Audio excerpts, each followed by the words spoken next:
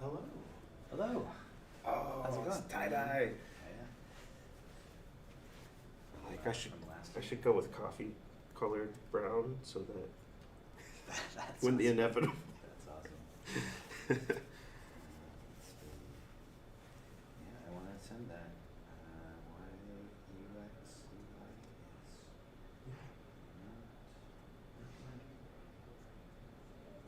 Cool.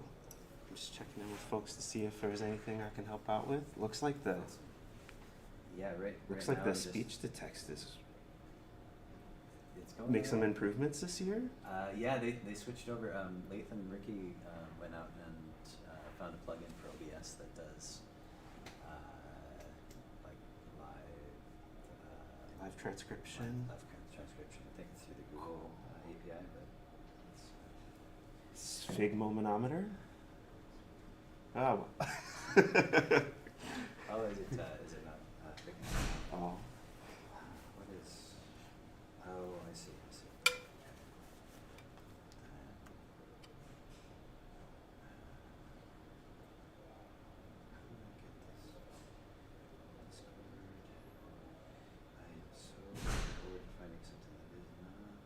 That works as well as Discord generally.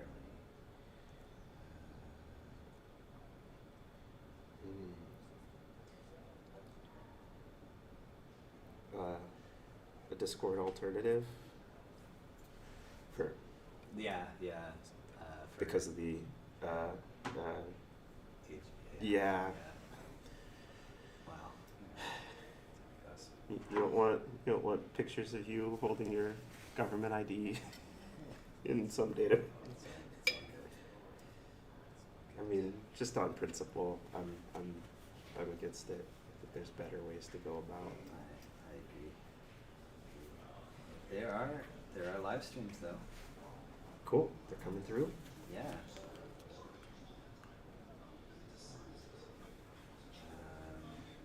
So I need Streaming to on mute YouTube? those.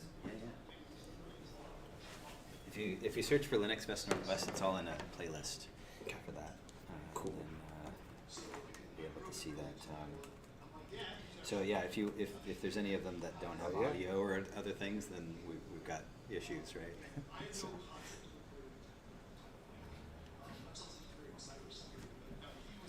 Hey, good Hello. morning. Good morning. Hi, Is good this morning. Tech check. It is Tech Check. Here is Excellent. your HDMI Cool. cord, and we've got an adapter if you need it. That should be good. We'll find out. Can I go ahead and plug in? Yeah, go for it.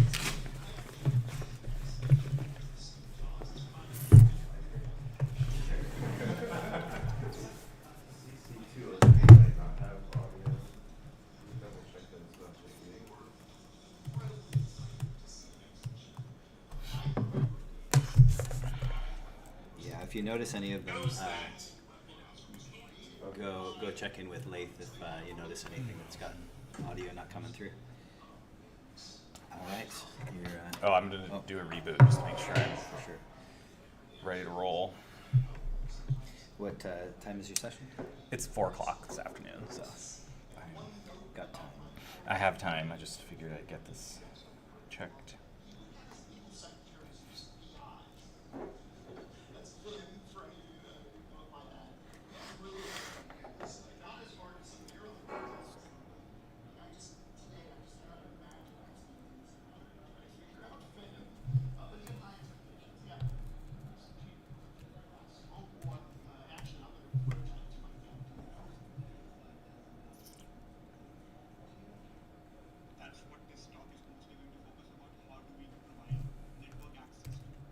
It's just amazing, like all of the planning and work and everything, and then it's live and Is it working? things are going. Yeah, That's things amazing. are Yeah. going. I was checking in with the students yesterday, and I'm like, "So have you tested all the the live stream like simultaneously?" They're like, "We should probably do that." That's what learning is about. Yeah, I mean you won't learn those lessons until you actually experience them. So I think it's a good educational opportunity. Are you an instructor here? No, I'm just a community kind of volunteer mentor. Okay, cool. Well, thank you. I love this conference. My favorite. Oh, fantastic. That's great. We got another tester here. Are Oh, you doing awesome. a tech test right now? Yeah. Okay. Cool. Well, Yeah, we'll do it as soon as he's done Yeah. here. Are you doing all of these? I'll be here until I think 10 or so. Okay, perfect. Yeah. So Yeah. I'll leave you in his capable hands. If you need anything, Awesome. you let us know. Cool. Cool. Welcome. Yeah, if you have to leave, it's okay. It's not like I'm gonna steal all of your equipment. Oh, no worries. Yeah, that's what Because we that got, would be wrong. I'm glad we agree on that. Okay, so I've got a couple of things we can try. Is that it should in Do you have theory? is that a ThinkPad?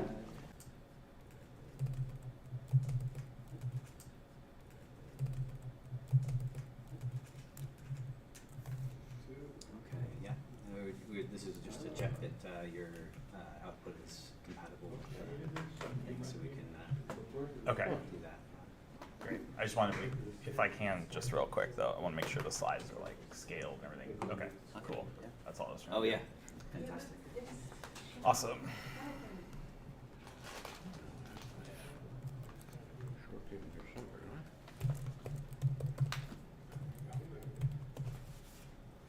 Sweet. Thank you.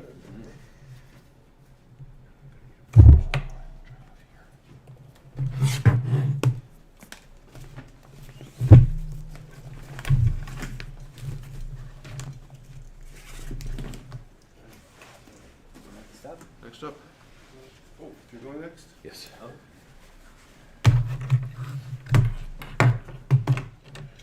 So I'm gonna need to plug this into L Power. Okay. Got one here. Wow, this I don't know that I'm familiar. We are doing something novel. All right. This has only been shown to one other group at Scale in Pasadena 2 months ago. Wow, I'm so looking forward to going to Scale next year. We are doing our release 1 on Tuesday after 6 months of testing, so I'm pretty jazzed about this. That's amazing.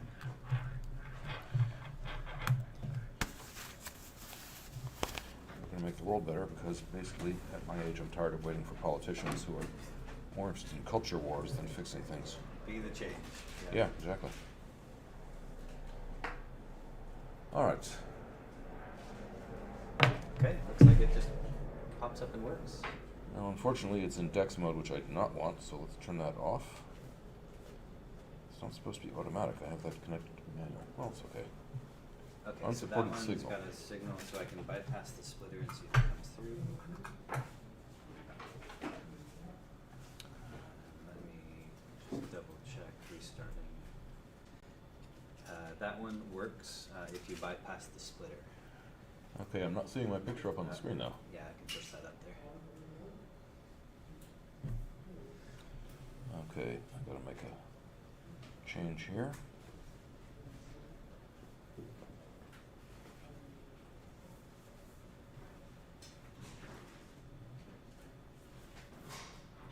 Good.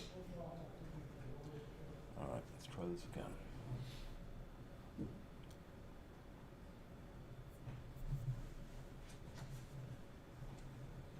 All right.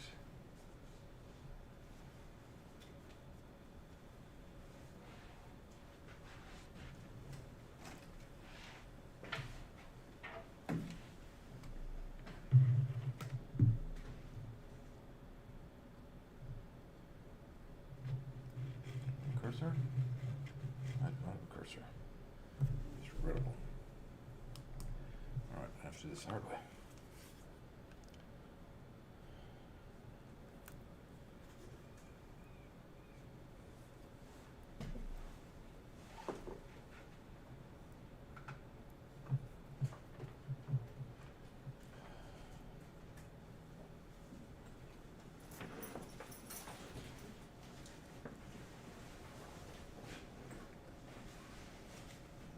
Okay, so that did not work.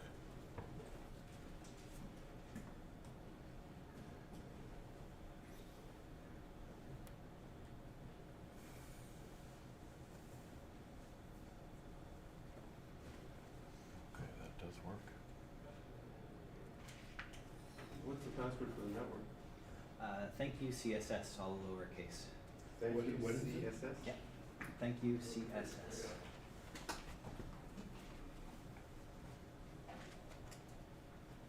Howdy. Howdy. Tech check. Yep. Yeah, we're just running through, making sure that your HDMI output is compatible with our. Yep, and I need to make sure that audio works too, and so it might be an issue of my notes from before was that using HDMI audio out was the way to go, but I need to make sure that my computer setup is set right for it. Does work. Okay. I think we've got a couple. What time is your session? 11:25. 11:25. Anybody before 11:25? That's Yeah, that would be me. Okay. Let's make sure. All right, yes, they can go first. As soon as you're ready. Yep. Cool. Got it. Done. Boom.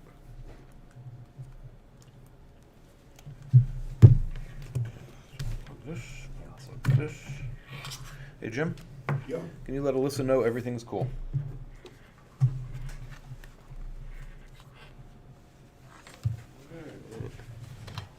Should be easy enough. Plug and play. There you go. You can do it. Alright, what do we got? System 76 is a company that makes laptops just for being a Linux system. Yep. And they, Let's see what I've got. Just restarting. That one. Yep. That one works. Yeah. Nope. Yep, I'm using Sometimes pure it, Ubuntu. all of the disconnects and reconnects like fill up some kind of cache or buffer. And Well, it's probably because of the last device there. It's different. yeah. Okay, there we go. It's working just fine without a splitter. You can let the. Okay, now I need to have a dual screen here. Yeah, 10:30. Oh, I thought it was in that. Oh, we have a meeting at 9. All right, I need to have my Oh, dual it works, so that was off. Okay. I understand. All right, together, my crap. There we go. Let's do this. Is mine or yours? That's mine. That's yours. There we are. Well, they're identical, so Better. pick one. Okay, let's do a quick check. Thank you. Yeah, absolutely. Thank you. The blanket. Actually, it's still the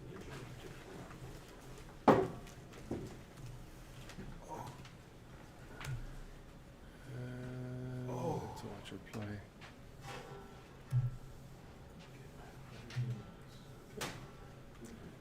And to switch this around.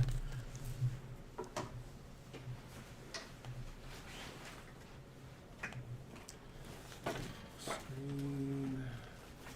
Split 2. Split 1. Let's try that. No, you're still not doing it. Are you? No, I'm playing with LibreOffice right now. Let's do- External display too. Oh, just to extend it. No. It's doing the stupid little pre-thing. Okay. Let's try this again. Alright, what am I looking at here? Auto display. Display 1. Presentation always on top, maybe? No, I don't like it when LibreOffice plays with the pre. It's alright, I'm gonna have to do it the other way. The old-fashioned way then. Does presentation always on top work? There's a check mark. Okay, let's do that. Yeah, I'm gonna have to do it that way. I wanted to do it full screen, but what the heck.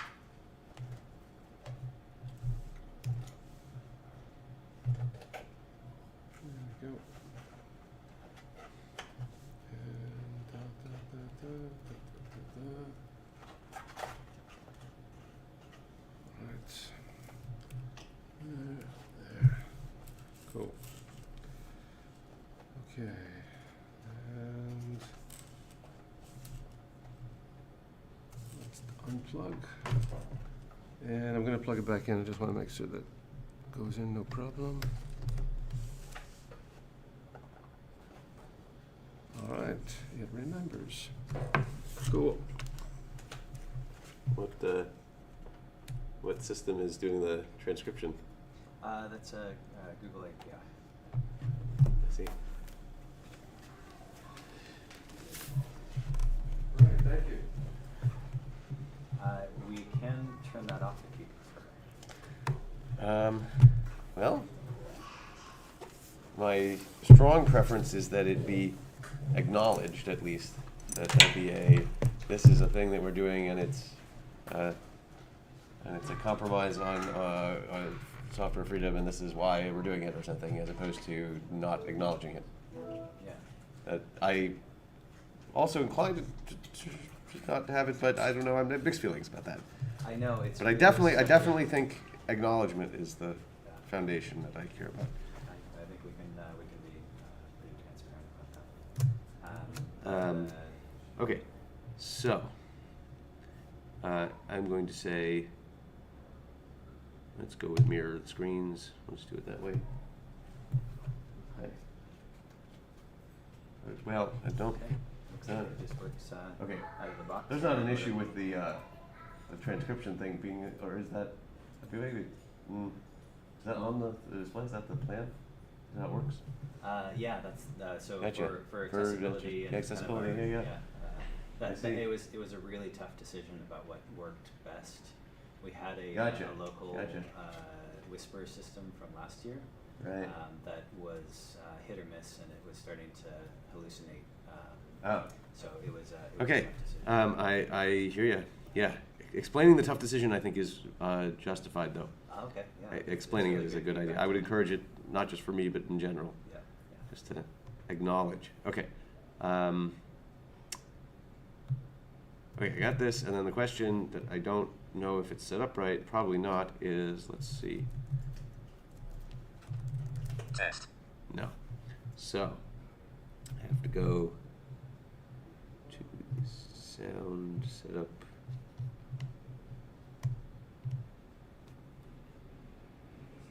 You can try setting that through there. Just a It is moment. something that we have to do a monitor setting on our end. Just a moment. I have it set to the built-in as opposed to what other options are there? Loop back. Why is there not a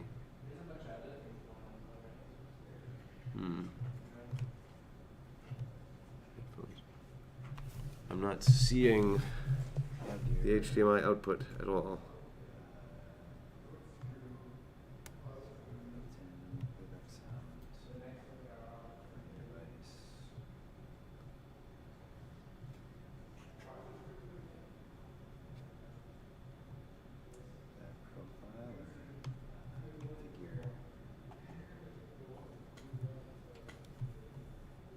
Size of the rooms, is there? It sounded like it would. It might work through my laptop speakers well enough. I did not. Just it would be much better if it did work through a speaker system. Let's see. It's been a little bit hit or miss just in terms of the Test. Which rooms are supporting that kind of out of the box. Gotcha. So it would have to. I could have brought a speaker or something that would have been better. I didn't do that.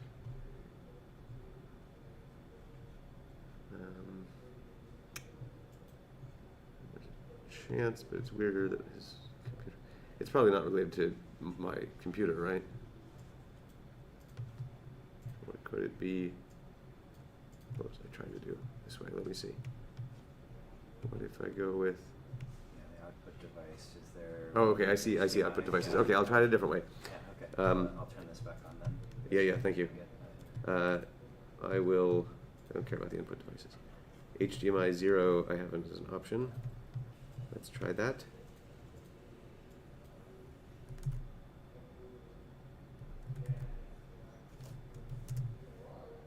Got nothing, I didn't hear anything. Let's try the The other setting is HDMI 1. Try that. Didn't hear anything. I'll try HDMI 2. I think that should work. Just to be clear, I could. Okay, let's try that. Nothing. I didn't see anything pop up on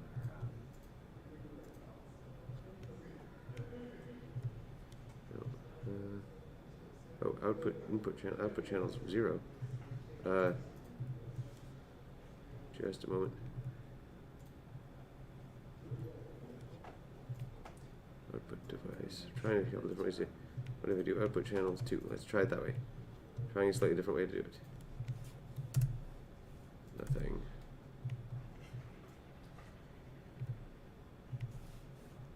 HDMI 1. Try that. Okay. Try again. Nope. Let me make sure that that's. I have PCH 0. No, 0 is my input. I have 3, 7, and 8 on my computer, and they're labeled HDMI 0, HDMI 1, HDMI 2. I don't know what that means. Let me make sure that this can actually output to that. Sound output device. Front, left. Ah, That's No, that was you. That's the recording system. Yes, yes. Making sure that I've got it set correctly. I happened to have pushed a button right at the same time. Even before I heard what it was saying, I thought maybe something was happening.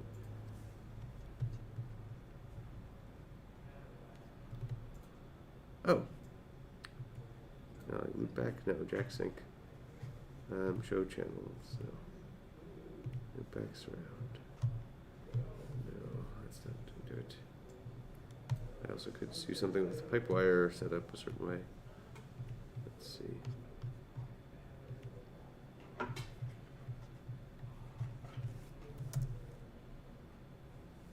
Nope.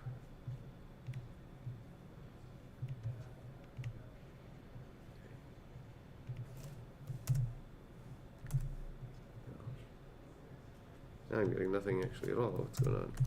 Oh, I set the wrong sound.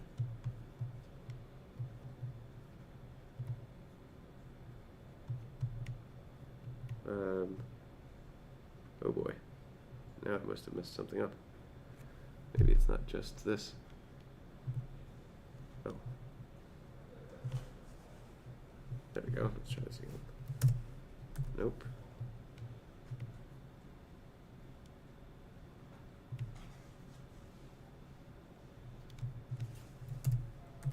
No, I'm not getting any sound.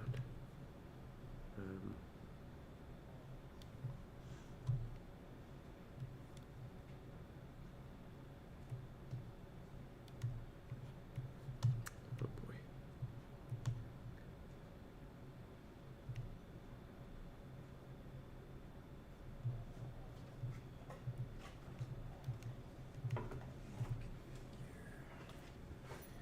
Now something's weird about my computer. My computer's been changed.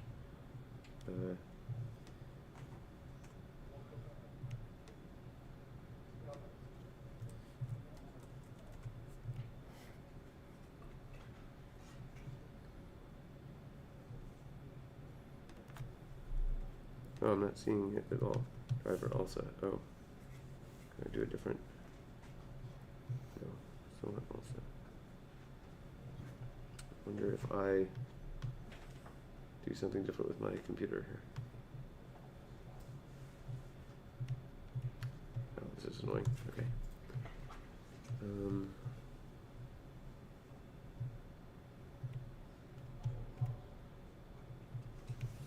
Try with this laptop. Just to see if it's working at all. Just to see if it's working at all. Yeah. Just extra data points, right? I'm gonna throw that HDMI. No, I'm not getting any. Oh.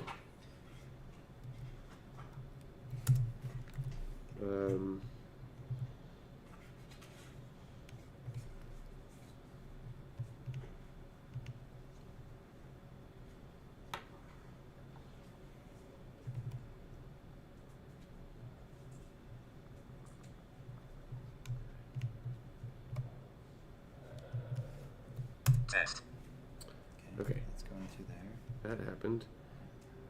And now, if I choose the output device as a, now I can try this again. Okay, HDMI 0. And nothing. And HDMI 1.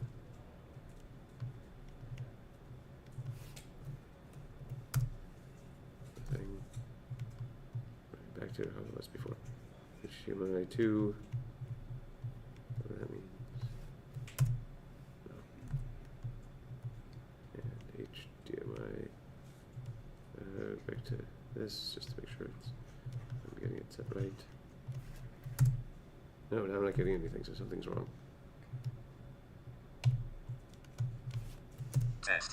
Okay, so maybe I do it a slightly different way. I go output device. Let me try this way. Try one more time. Stop. Start. Okay. Configure HDMI 0. Okay. Stop. Start.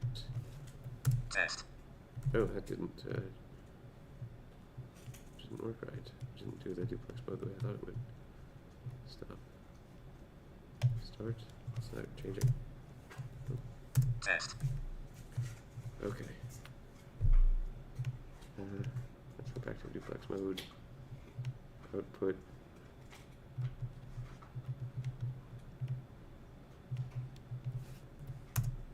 Nothing. And if I go back to analog here.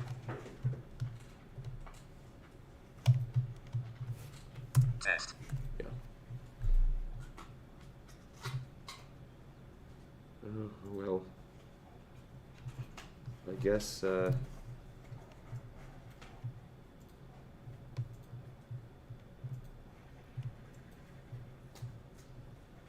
that's curious. Do you mind if I borrow the HDMI? yeah. Go ahead. Just verify that I've got Uh-huh. my-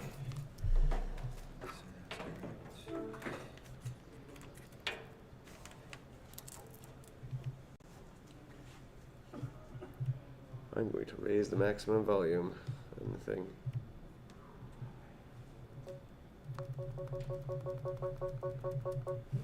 Okay, Might be a good one to There we go. just have it. No? Okay. that's good. I mean, in a room, I think that's, I think it's gonna work. I just did the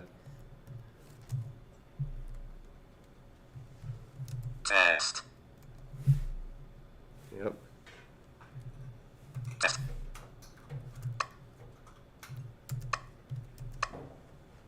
I think it's functioning enough. It's not ideal from the mic. from the mic, yeah. Okay. Well, I did that. My override, the system's volume to 150% Yeah. to give it an extra boost, and I think that'll do it. So I think that's what we'll stick with, Okay. unless there's. If it works by magic, then I'd be happy Yeah. to No, hear I about think it. I got it working enough. That was the 150% is definitely worth it. Otherwise, it's a little more questionable. Yeah.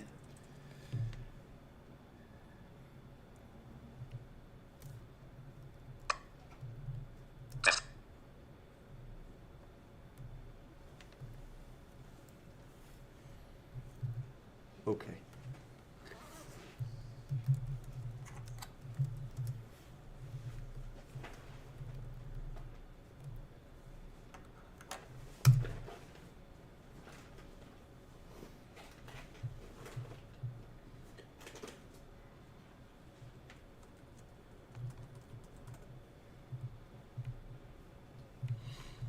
Okay. Good enough.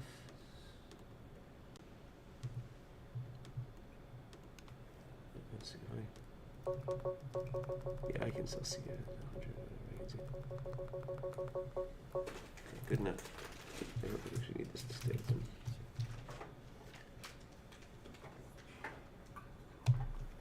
There are some actual crazy extra things I could do even that I wasn't even I thinking was about. looking at, I can I have not dug into Jack or. well, I could do this. Should be the really crazy thing to do. Let's see. Oh no, I don't need to do that. I could do it like, okay, so it's this way. I can go like this to double the volume here. There, super loud. There you go. See how to listen to this? There, That works. that's loud. I like it. Do you know how I did it? With extra. I plugged in. What is this? What is Yeah. this you got? This is just this is Katya, but this is a Katya, jack okay. thing. I just plugged in the left speaker to the right output and the right speaker to the left output, so Nice. that both the left and the right sources are going to both speakers. Gotcha. That's awesome. So and it's doubling the output. That's great. Let's see. Test. So that'll there. That does it. Nice. That's all I need.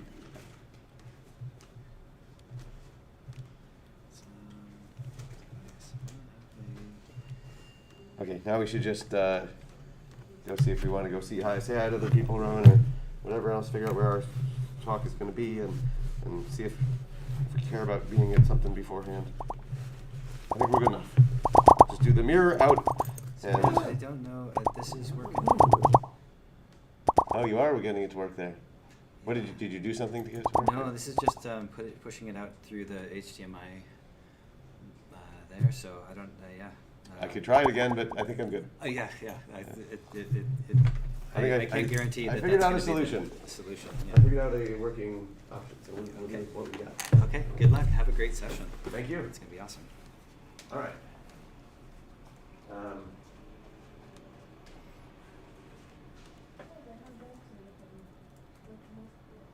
What? What's on the thing?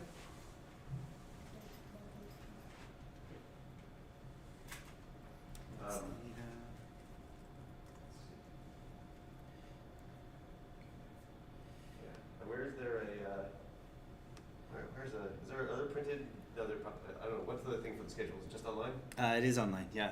Lfnw.org, and Yeah, then yeah. there's an app and a. Yeah. Well, it's just a website, Yeah. really. Yeah. Gotcha. Right, okay. Let's do it that way. Go on. It's in the other building or whatever, where the sort of general registration, and people are hanging out or whatever, Down stairs and out there, and then just the next building over. Brilliant.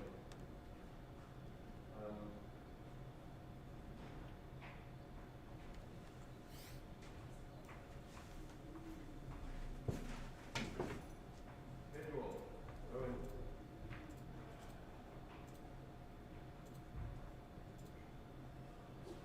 Here's the visual stuff.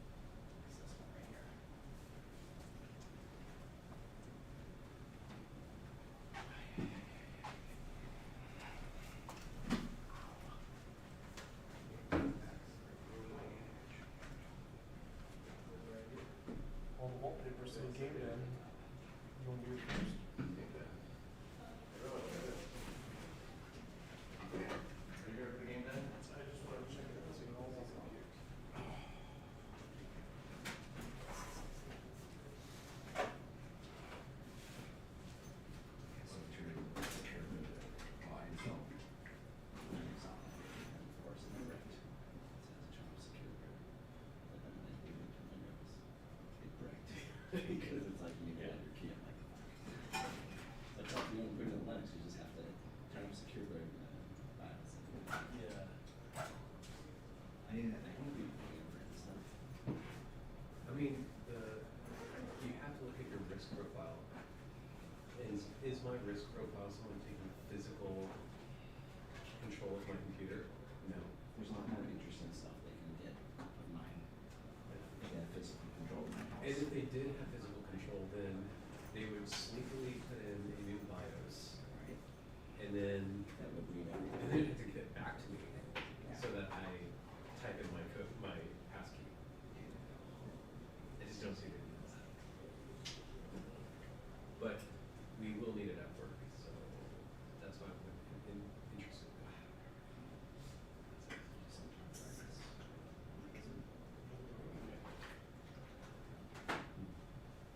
This is when you know you're old. Yeah. You do this, and you're like, you're cool. You ever see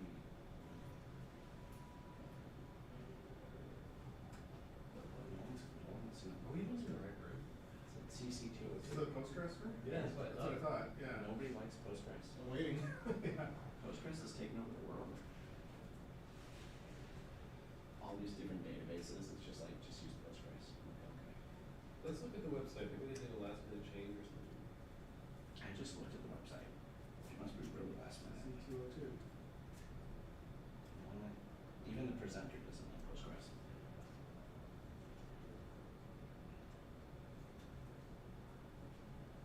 This is gross.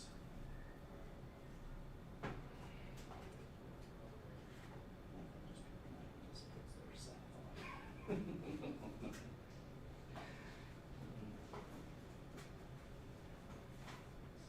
So we're definitely in the right room? According to the website. Okay. Yeah, I mean, like, is this 202? Yeah. Oh, yeah. Definitely CC202. There we go. Just not very intimate talk. Ooh, it's cold in here. It's very cool. Are you the presenter? I am not. I'm actually the room captain here. The room captain. Cool. With all these PCs in here, it wouldn't be. All the windows are open.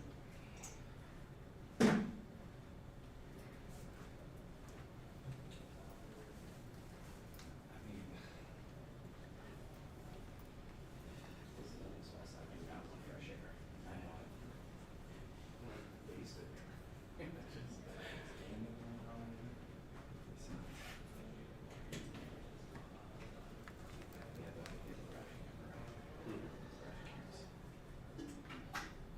I don't think I need any more tools. Hey Jeff, how's it going, man? Good to see you, brother. Alex. It's my son, Goddard. How's it going, man? Good, good. There's gonna be a speaker here. I'm actually doing this type of meeting here. Which one is this? This is Lincoln Lights. Don't worry about it. You doing what you're doing, man. my last one was just so cool. I brought Archie, by the way. What's that? I brought Archie here. No, he's in the igloo.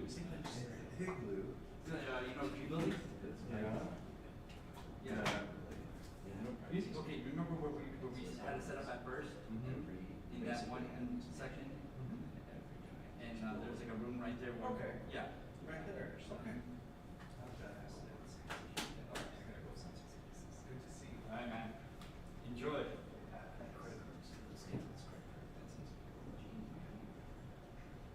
I paid off every. Yeah, you don't have a little bit. It's not working. Because it's a little bit. It's working. So you pop this in here. And then every time you add one, you manually add it. So it adds it in here. So you want to base it. Here, incomes, these are my future. So you get this. A little bit of my Social Security will come in. Some inheritance that's gonna come in.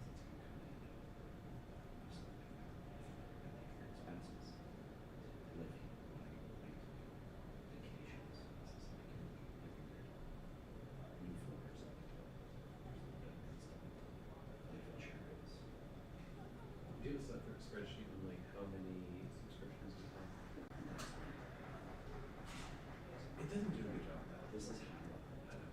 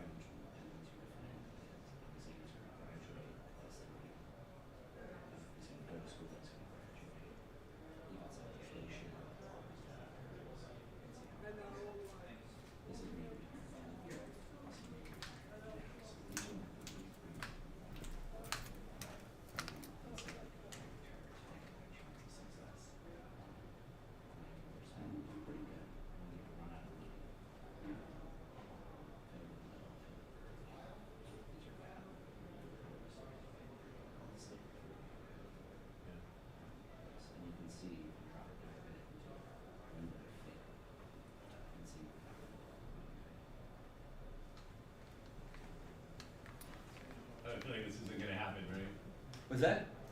It's gonna start at 10:30. Oh, 10:30. Yeah. Okay. What time did you thought it was gonna be? That was 10:15. Yeah, it says 10:15. Let me double check for you right now.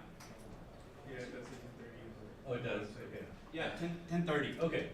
I had my yeah. I was excited. So here's where mine goes. So like 994. Whereas at 4, like these are the ones where it randomly chose the 5-year provisions, and they're all like crashes. Okay. So we'd have to basically have crashes. So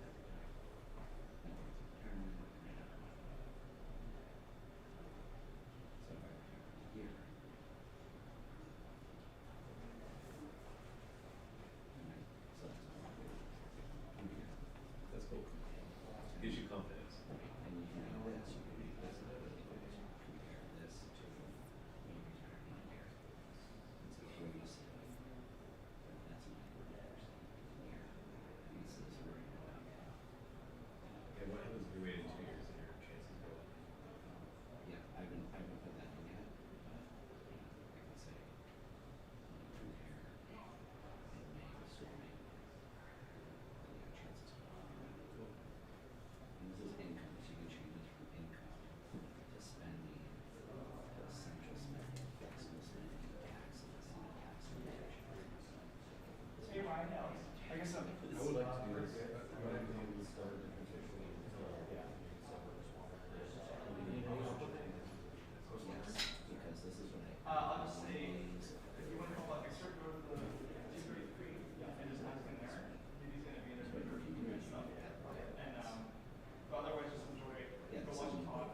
yeah, I would like, 1950, 60. And so you can see what happens in the future.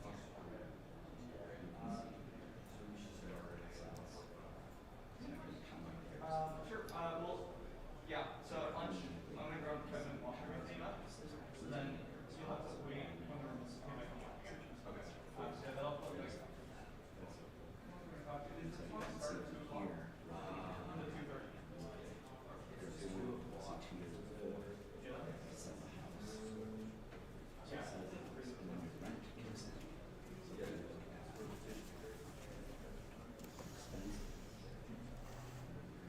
The PostgreSQL talk isn't here then? I'm sorry? The PostgreSQL talk is Yes, it starts at 10:30. Okay, 10:30. And I am missing my presenter. I'm just more like I'm more of a room captain here. Okay, well, maybe you know enough about PostgreSQL to. Not so much. I'm so sorry. I hope he shows. I'm very curious about that talk. Well, I'm hoping so too. I'm sure he'll be here. This coming, you can say what it is, like purchase price, this is purchase activities. So, paid equipment. So, primary residence, we have rental income, How's it going? Good morning. I presume that you're the speaker, Robert? You presume correctly. Nice. And I already did a test plugin, Okay. so let's get it going again.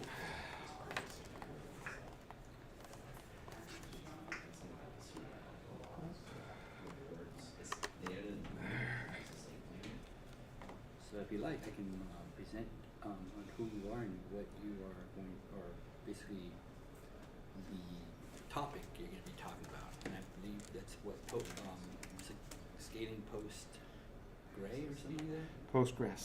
Postgres. Yeah, it's a database system. And let's plug in power. Where is the power outlet? Power outlet, I believe, is this. Oh, cool. Get one, right? That's the one. That's all I need. Okay. Okay, so we got. Now, I think I'll take a little visit to the washroom, and we've got another 5 minutes. Yes. And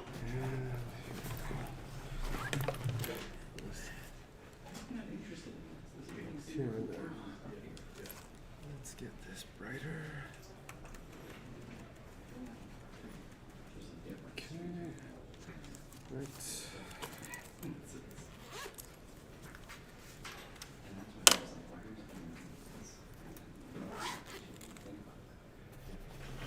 remember when I did a talk here the first time, we were using RGB.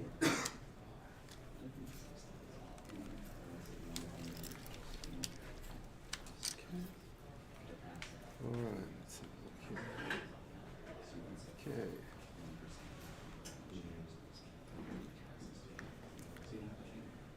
Good stuff. I got 3 monitors. Okay, I am just going to do a quick washroom. Where's the washroom on this floor? Or is it on the? Is there a washroom? No, there's a washroom here that's like all the way to the far end of the corner. Okay. Oh, we got lots of time.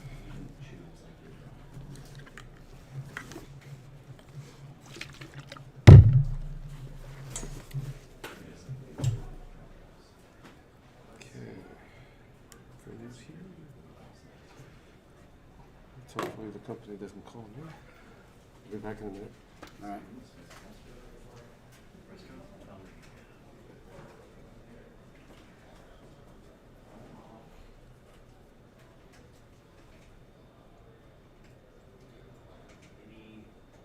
Should we do that?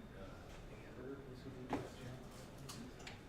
Is Pete gonna be here? He said that we have him in. Pete just gonna get small.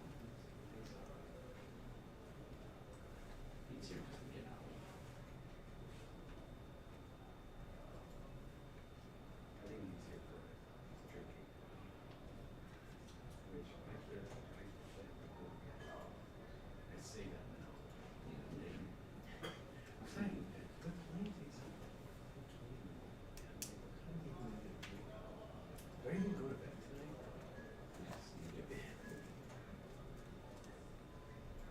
So 5:20, I should be leaving. The hotel at 4. So I need to be waking up at like 3:30.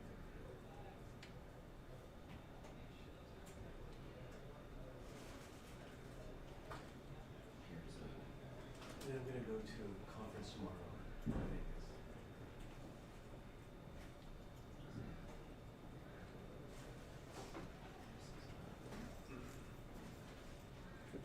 Oh, what was you saying?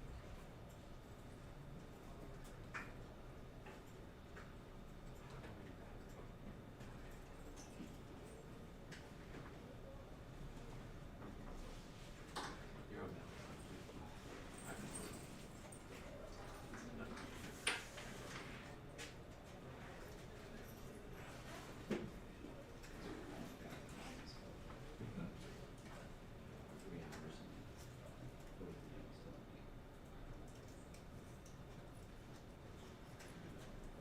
What time does your session start?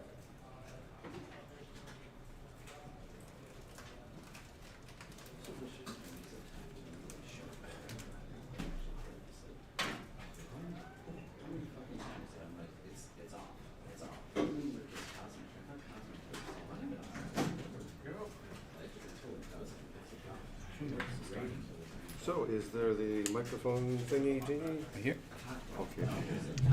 And it looks like it's on. Let me see. Yeah, that looks impressive. That looks like something that could pick up the sound of a flea. Go ahead and say something. 1, 2, 3, 4, 5, 6, 7, 8, 9, 10. Yep, it's working. Oh, and you've got voice. How nice. Google is so kind. Oh, yes. Sometimes we think so, right? Not always. Well, every so often I see the language mistranslations on the YouTubes. Kind of looks stupid. Okay, so that goes there, that is there. Right. So, Robert, remind me of your last name. Bernier. Bernier. Yeah. Just say Bernier. Bernier. You watch somebody burn and you go yay. Got it. Just like Vernier. Well, there's officially 2 pronunciations. There's one in English and one in French, so we're using the English pronunciation. Yes. Because we're not in France. No, we're not in Quebec. That's where I was born. Oh. What are the 2 pronunciations? Well, in French it's Bernier. Bernier, okay. Yeah. And actually the Germans do a pretty good job. They make it sound German though. All right, so I'm a postgraduate DBA. just give me the little thing, and then I'll shoe in the little thing. I'm gonna be here in my station, and I'll introduce you. No, I mean, I don't know, I only use this laptop to connect to my PC, so it's kind of worthless. I'm gonna go back and, Okay, that's the thing let's I have. do this That's not and what I worry this. about this. Alright, it's 10:30. Yeah, that's true, it's doing awesome things. Okay. All right. I just wish that I'm. Whenever you're ready. Okay, so I'll do my own introduction then? Sure, why not? Okay. All right, everybody. I think we'll start now. If anybody comes in, they will get lost very, very quickly. This is a 90-minute talk. It's sort of a workshop. My name's Robert Bernier, and I work for a company called Percona. And Percona specializes, it's a company that's been around since about 2005, 2006. One of the key people in MySQL started it up, and he came in and made oodles of money, and he fell in love with mountain climbing, and he's not as active in the company, but he's still there. A few years ago, we expanded our wares from MySQL to first to MongoDB, and then about a year before I came on board, Postgres. Now, quick question. Is there anybody here who doesn't know Postgres? Excellent. All right. Let's have a framing. Now, I've done training for a lot of years, and when it's possible, I like talking specifically to the kind of people that are present. So, quick show of hands. People with 2 years and less of Postgres. Okay. 3 years and, well, all right, let's go to 5. 5 years. Okay. So, anybody here with more than 5 years? Cool. All right then. That'll give me an idea. I'm sort of a nuts and bolts kind of person. I talk about the basics, and this talk is about 2 technologies, Citus and timescale. And I would say what I'm about to present to you, if I was to do this properly, formally, we're looking at a full 8 hours of training, what I would do. So what I'm going to do is I want you to sit back, I want you to relax, make sure these monitors aren't in your way, and I'm going to give you a story. Now, what I'm going to start out by, before I start going to the slide deck, is I'm going to bring you to GitHub. And this morning I ran a little update on GitHub, and on the GitHub, you're going to find a QR code. It's going to bring you to the to the GitHub URL, and there you're going to find a PDF of the slide deck, and you're going to find some scripts. The understanding is this: you guys are enthusiasts. You have the inclination of working things out on your own. That's what it's going to do. So, before I start talking about that, let's go to where it is. So for those people who have your phones out, I'm going to bring up the page right now. And there's the QR code. And that will give you the ability to download the PDF and the scripts that are in the slide deck as well. So normally when I do training, I try to make it easy on people, do copy paste. So I'm going to ask another question. I'm pretty certain there's going to be a no, but everybody's familiar with what Docker is, right? Has anybody ever heard of Incus? I-N-C-U-S. Has anybody ever heard of LexD or LexC? Okay, little history. 2014, there was a project called LexC, and it was expanded to LexD. Canonical, Ubuntu, basically ran the show, and Docker was an up-and-coming project. Now these guys did what every other person does. They pirated other people's software. What they did is they took the technology from LexD, took the libraries, and called it their own. Now since then they've refined it, and they actually have unique libraries to run their system. But Docker came from the technology that I used to make the material here. Now Incus Incus, and I'll show the URL. You can take a picture of it in a minute. That's a container technology, but it's not an application container. It's an OS container. And Incus has several hundred, if not 1,000, different distributions of Linux available. It covers virtually every version of Linux that existed and exists. Alma Linux, Fedora, even the versions that Amazon have. And I use those to build out these. I use the technology to build out client technologies, figure out what their network is going to look like. Now, some of the things I've done is I have worked for, in my capacity over the last few years, I've been with Postgres since 2002. Before that, I started Linux in 1996. Before that, mainframe, 1978. Before that, I played Hangman in 69, a month after man landed on the moon. So, yes, I'm well-rounded. Now, when we work with this, let's go back to the slide deck. This presentation is two specific technologies. Okay, again, I'll ask the dumb question. Everybody's familiar with the concept of extensions? If you don't, just raise up your hand, and I'll explain it. Okay, so these two technologies do two very different things. They take into account the problem that we have these days, and that is scaling data stores. In this case, Postgres. Now, Postgres is a general purpose database system. I call it general purpose because basically, through the grace of extensions, you can turn it virtually into anything. Now, is it the best at everything it does? No. But does it do everything? Yes. So what we're looking at is we're going to cover in the first part of the presentation a technology called Citus, and the second part, timescale DB. And what I'm going to try to do is show you what it is, how to get it, and some examples of the principles. Now, they are both very, very sophisticated, and they both deal with the paradigm of scaling Postgres. It's just they do it very, very differently. Okay, so that's who I am. We'll figure out who you are, describe the purpose, and let's go to the breakdown.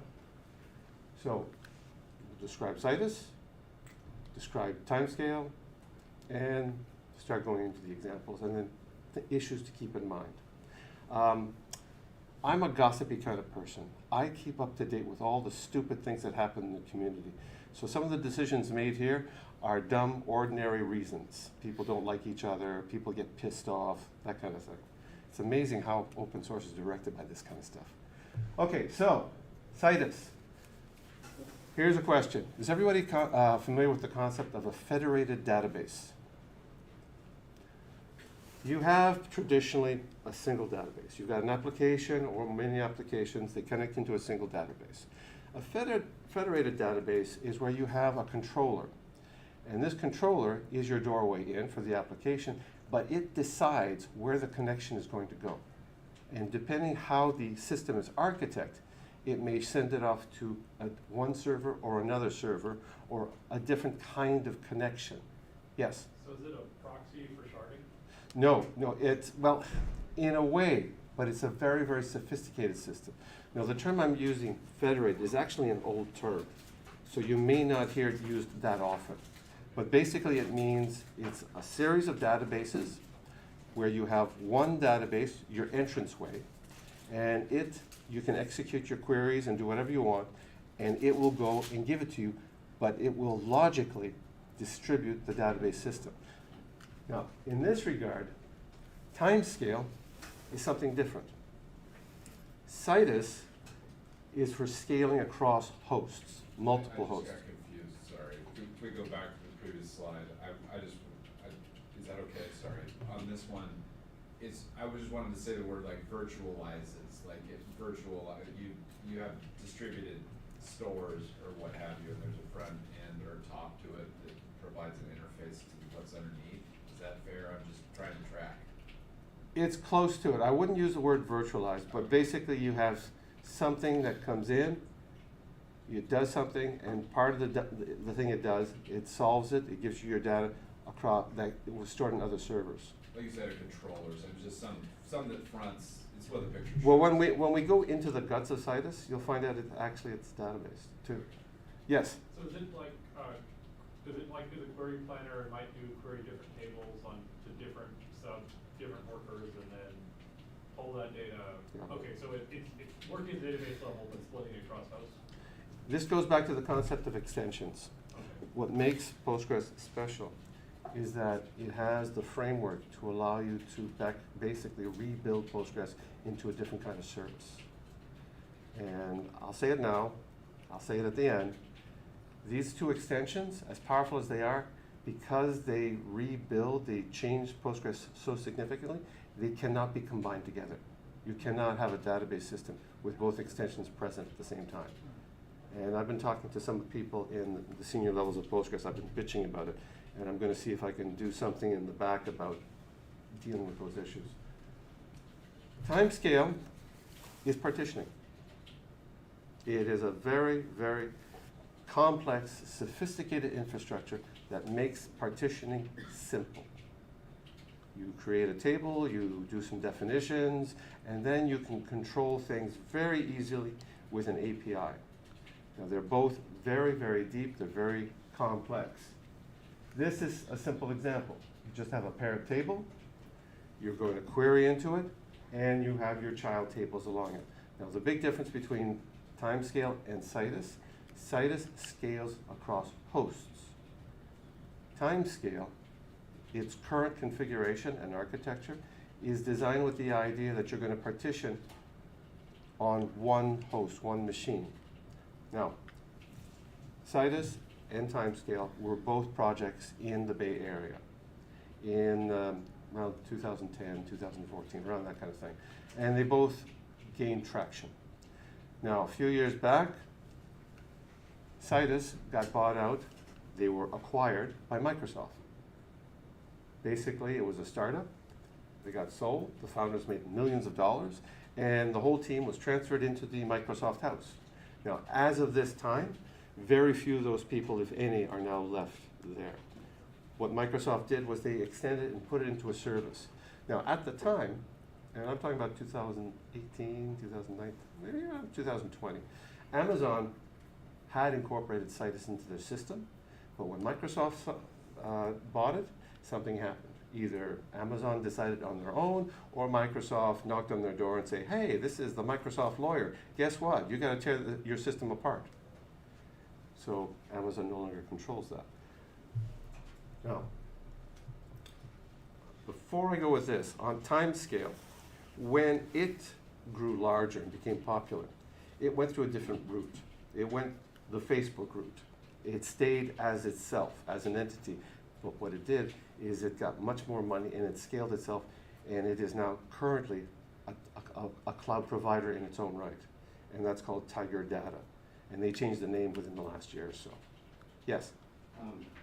Just curious, I'm pretty new to Postgres, but things like Partman, is that kind of related to Timescale DB, but Timescale is more just like specific to like dates? So PG Partman, Partition Manager, yeah. has been around since the beginning of the century. And that's just like a generic way to do It's a very sophisticated system these days, but it's a different kind of apple. It is an apple, Timescale's an apple, but it's a different kind of Okay, apple. so Timescale does not use Partman under the covers No. to do anything? No. Okay. Okay, Citus. Now, Citus is a time series technology. That means the easiest thing for you to understand is that it automatically sets up partitioning. But it does more than that. Now, time series is about data going into a database over time. And there are some assumptions made. Like, there's a lot of technologies supporting Postgres that simplify a lot of the processes because it takes routine assumptions, best practices, and incorporates it into its logic. That's why Kubernetes Postgres operators are such a big thing. That's why timescale is such a big thing, because it simplifies the process. But with time series, you're doing more than just partitioning. You are reading data. The assumption is you are interested in the most recent data. The assumption is that there is dashboards that you're going to create, moving averages, the ability to do stats. all that kind of stuff is capable in timescale itself. So essentially, to sum up, the difference between timescale and Citus is one scales across machines, timescale scales across internally on the machine. Now, because it's peddled itself as a cloud provider, that means it's abstracted.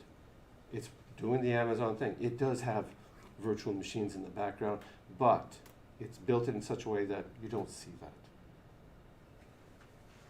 Okay, so here is what it looks like.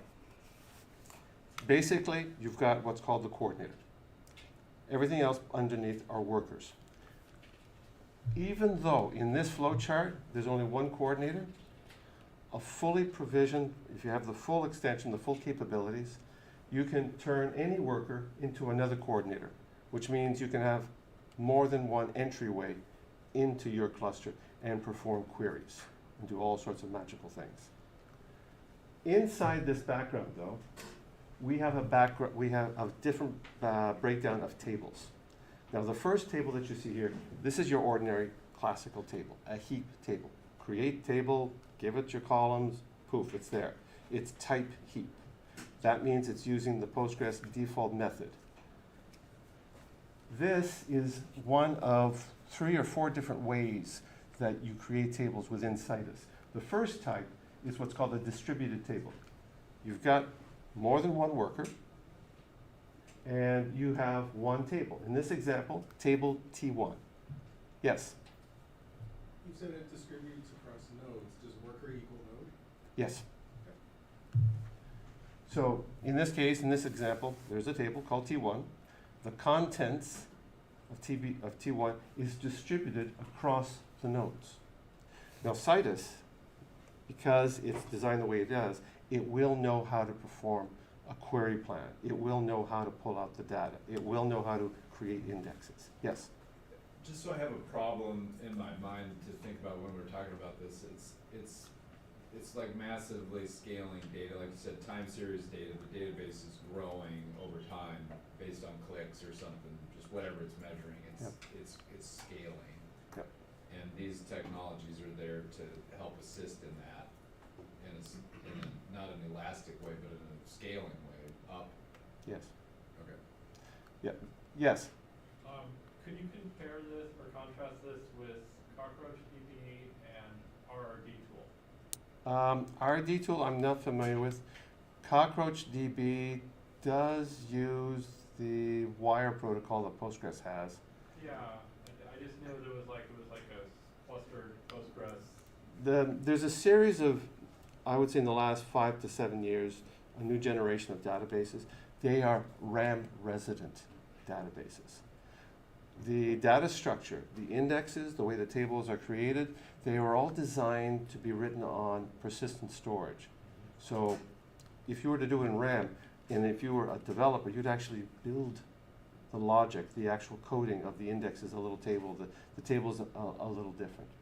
So that's one of the key differences. Also, the idea that you can extend across RAM. But you're right, there are key differences. Okay, so this is one type of table. Give me another minute. I'm going to go through all the different types. Here's the second type, a distributed table and a collated table. Imagine you have a large table, a parts table. Now that parts table has been distributed. That's going to be table 1, T1. Shard 1, shard 2, shard 3. It has foreign keys. The foreign keys are going to be referred to a table that is also on the same worker. Now in this particular example, the understanding is the table T2 on top, shard 1, shard 2, shard 3, they have the referential integrity of a certain subset of foreign keys. T2 is all the same, it's the same table, but the foreign keys are distributed, and they're distributed to match table T1 across the workers. So that's table type number 2. Table type number 3, reference table. You have one table, in this case, table T2, but it's so small, you choose to put a redundant copy on each worker node, such that table T1 across the workers will always have access across. It's the same data T2, but T1, of course, will be distributed across along the system. Okay, now, you had a question. What was that? You mentioned timescale DB is the the one that's, it's based on time, is Citus also that one? We're getting there. Okay. Okay, now, this is a setup, a demonstration, okay? And I used Incus to create my environment, and I used Ubuntu 24.04. I identified the coordinator and 3 workers, and in this case, they're just IP addresses.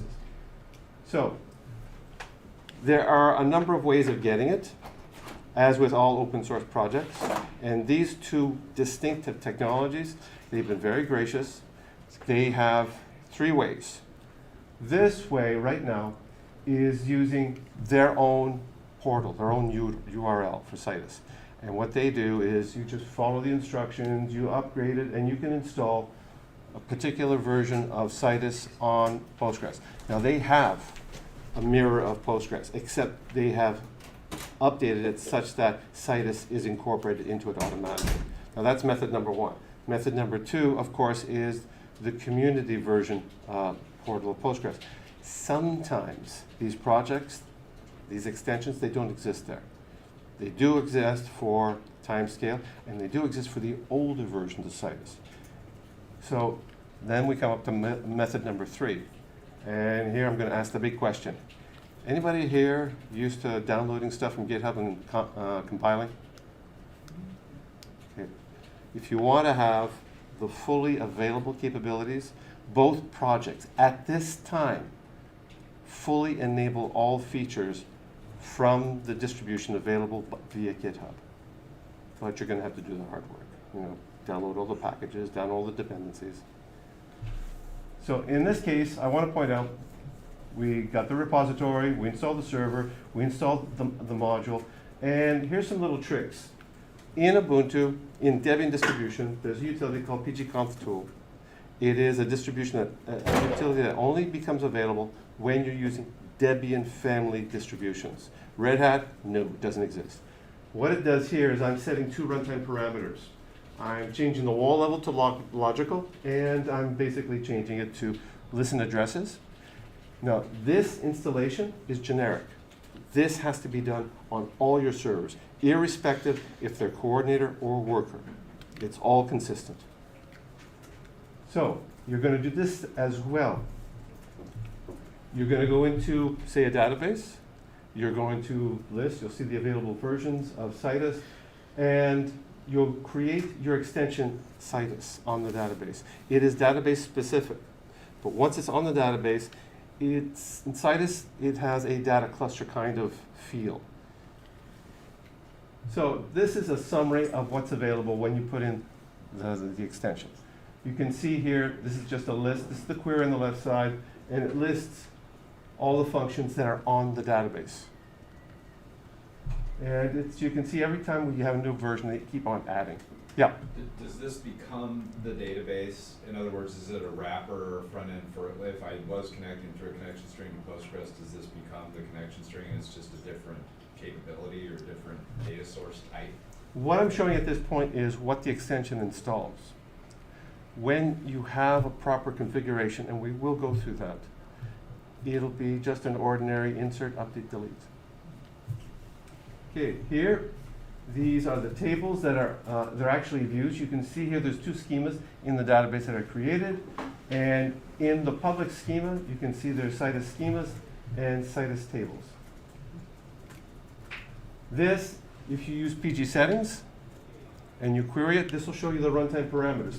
And in this case, the query was looking for everything with the string Citus, and you can see everything that starts with Citus, and it shows a whole slew of runtime parameters. This little talk does not cover that. We're running on assumptions. We're running using defaults. Okay, now, what I'm going to show you now are scenarios. Actual use of use cases. Again, it's very, very simple. So the first one, this I haven't talked about. Citus has the ability of creating columnar tables in Postgres. Who here does not understand the difference between row-wise and column-wise? Who has ever seen a spreadsheet? Okay. When you work with Postgres, everything is a file. The table is a file, the index is a file. When you open the file and you read, You're reading one line. That's a row. On a spreadsheet, that's a cross. Now, columnar is where the organization of the file is a single column, one value. That's what it does, it rebuilds it. Columnars are good because somebody a long time ago realized that if you use columnar databases and you're doing analytics, they're not only smaller, but they're much faster than row-wise. So does that mean you have a lot more files in columnar then? Yeah, Okay, it so- does, it does. Which is why you use something like XFS as a file system. But then you need it like sorted and. It's a Postgres thing. It does, it takes care of it. Yes? Are they slower for deletes or? Good question. Let's wait and see. I would assume so. Okay, so we summarize row-oriented systems. Postgres is default row-wise, column-oriented, columnar DBS, and what we have as well, when you go to column-wise tables, is Citus compresses the table by default. And you'll see some stats and some numbers on the screen, and it is impressive, really impressive. Okay, so here's an example. I hope everybody can see the green. No. Maybe turn off the light. Mr. AV Man, do we have the ability to do that?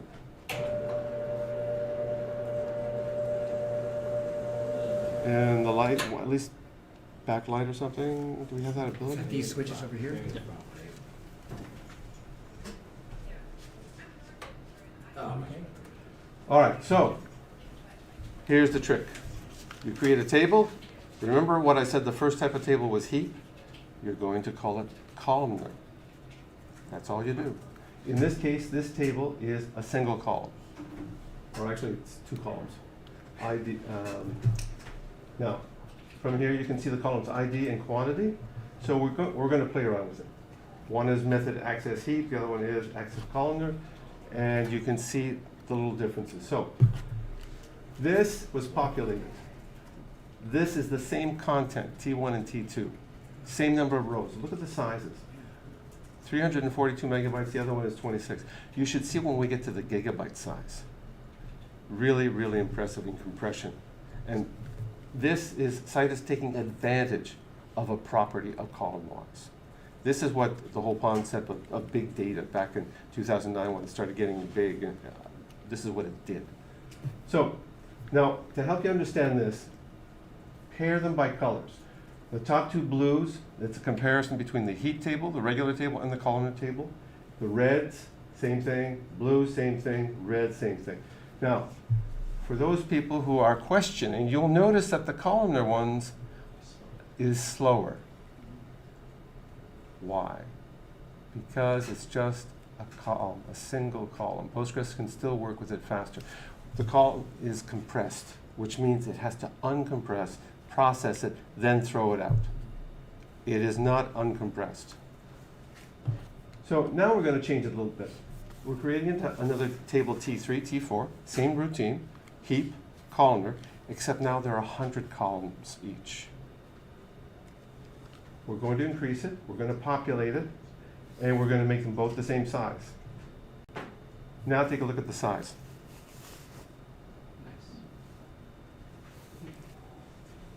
So they are both containing the same records.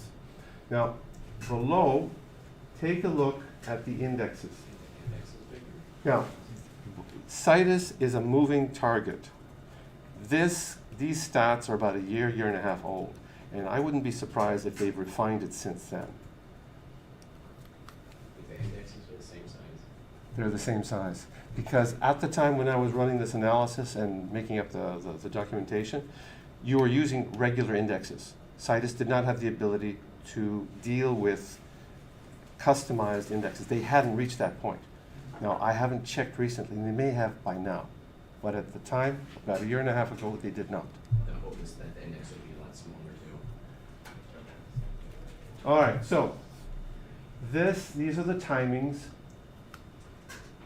with the table, T3, T4. Again, the same organization. Now we see improved performance. So this should be kind of clear. if you use Citus and you decide to leverage the columnar tables, it's because your architecture has incorporated a lot of tables, a lot of columns. Yes? Can you give an example of a columnar, like to make a choice to use a columnar table, like when you'd be storing like a thing? There's two conditions. One, Yeah. space considerations. You're using it because you have a huge amount of data and you want to compress the time. If you're going to use a cloud provider, that's money. We're talking money. But I just think of it as a one-dimensional array, like it's just a list of stuff. Is that what it is? It's what it is a columnar is the entire row is broken in individual columns. That's how it's organized. That's why it's smaller, because you can compress consistent data types much better than compressing an entire row that could have diverse data types. So these times here, you can see that they're very significant, from seconds down to milliseconds, from minutes down to seconds. It's very impressive. Is columnar databases also quicker with aggregate functions for that particular column? And so you just look up quicker for them. There's an old rule of thumb. If you can compress something and put it to disk, you're relying on the CPU, and the CPU can probably process it and dish it out faster. Yeah, it's one of those rules of thumb that you pay attention to. But now you're talking about, okay, does your system have enough CPUs? Is it conflicting? Okay, so here, again, these are the relevance, these are the summaries, and you can see here the same thing about difference aggregates. And the performances are a little different. Again, now, the second reason, I didn't mention about the space consideration, but the second reason is OLAP.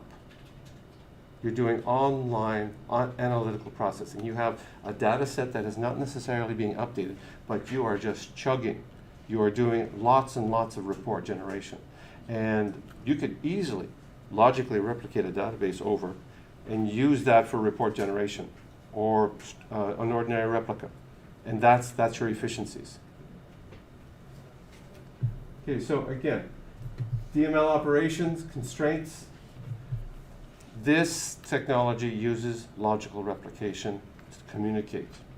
That means every tuple, every individual record must be unique. You do that by defining a primary key, which means you have to have a primary key and index, or a unique constraint somewhere. Now, at the time this was created, that I covered this, you could only have one unique constraint in the table. If you don't have either, there is another way, and that is where you use, you do what's called a replica identity. And typically you can do that at table creation time, or you can use the alter table command and add replica. What replica does is when you process the data, insert, update, delete, whatever, it's going to be written to the wall. A replica identity adds a little piece of information to the wall that makes that individual record unique. So when it's logically replicated, it's identified as unique. It's part of the Postgres default logical decoding protocol. And that works for updates, or is that every? That works for updates, deletes, inserts. Now, you could technically get away without doing that for inserts because it's just going to replicate. But it means that you'd have problems doing any other DML operation against it. So when you do the insert, it creates a key, and the updates just. It'll just keep on going, yeah. So, so this is at the time, the most popular use case for Citus, using it for partitioning and for processing. Okay, reasons that you want to use Citus columnars: many columns, spaces at a premium, typical row is byte heavy. You're doing OLAPs. I'm going to move a little faster now, because I got to get this done so I can do the other half. Okay, now, what I'm going to do now is we're going through the next scenario. Data redundancies, and in this case, we talked about columnar. Now we're talking about another concept. Who here is not familiar with a RAID? An good old-fashioned RAID. This is a database version of a RAID. What we've got here in this example are 4 worker nodes. Yellow, green, red. Yellow is data from one data set. Green is another data set. Red is another data set. Now, we have decided that we're going to create redundancies. We're actually going to duplicate it. The principle behind the redundancy is one of the servers goes offline, you don't lose anything. There is no offline, there is nothing, because there's a copy of that data elsewhere in the database. So when you look at it, I've highlighted certain sections, say at the top left, they're red. You can see Citus 1, Citus 2. That is a copy. You'll notice that for yellow, there's never a row with 3 yellows. There's only 2 at any one time. Same thing with green, same thing with red. That's your redundancy. In this example, we've set the redundancy for 2. You can have as many copies as you want.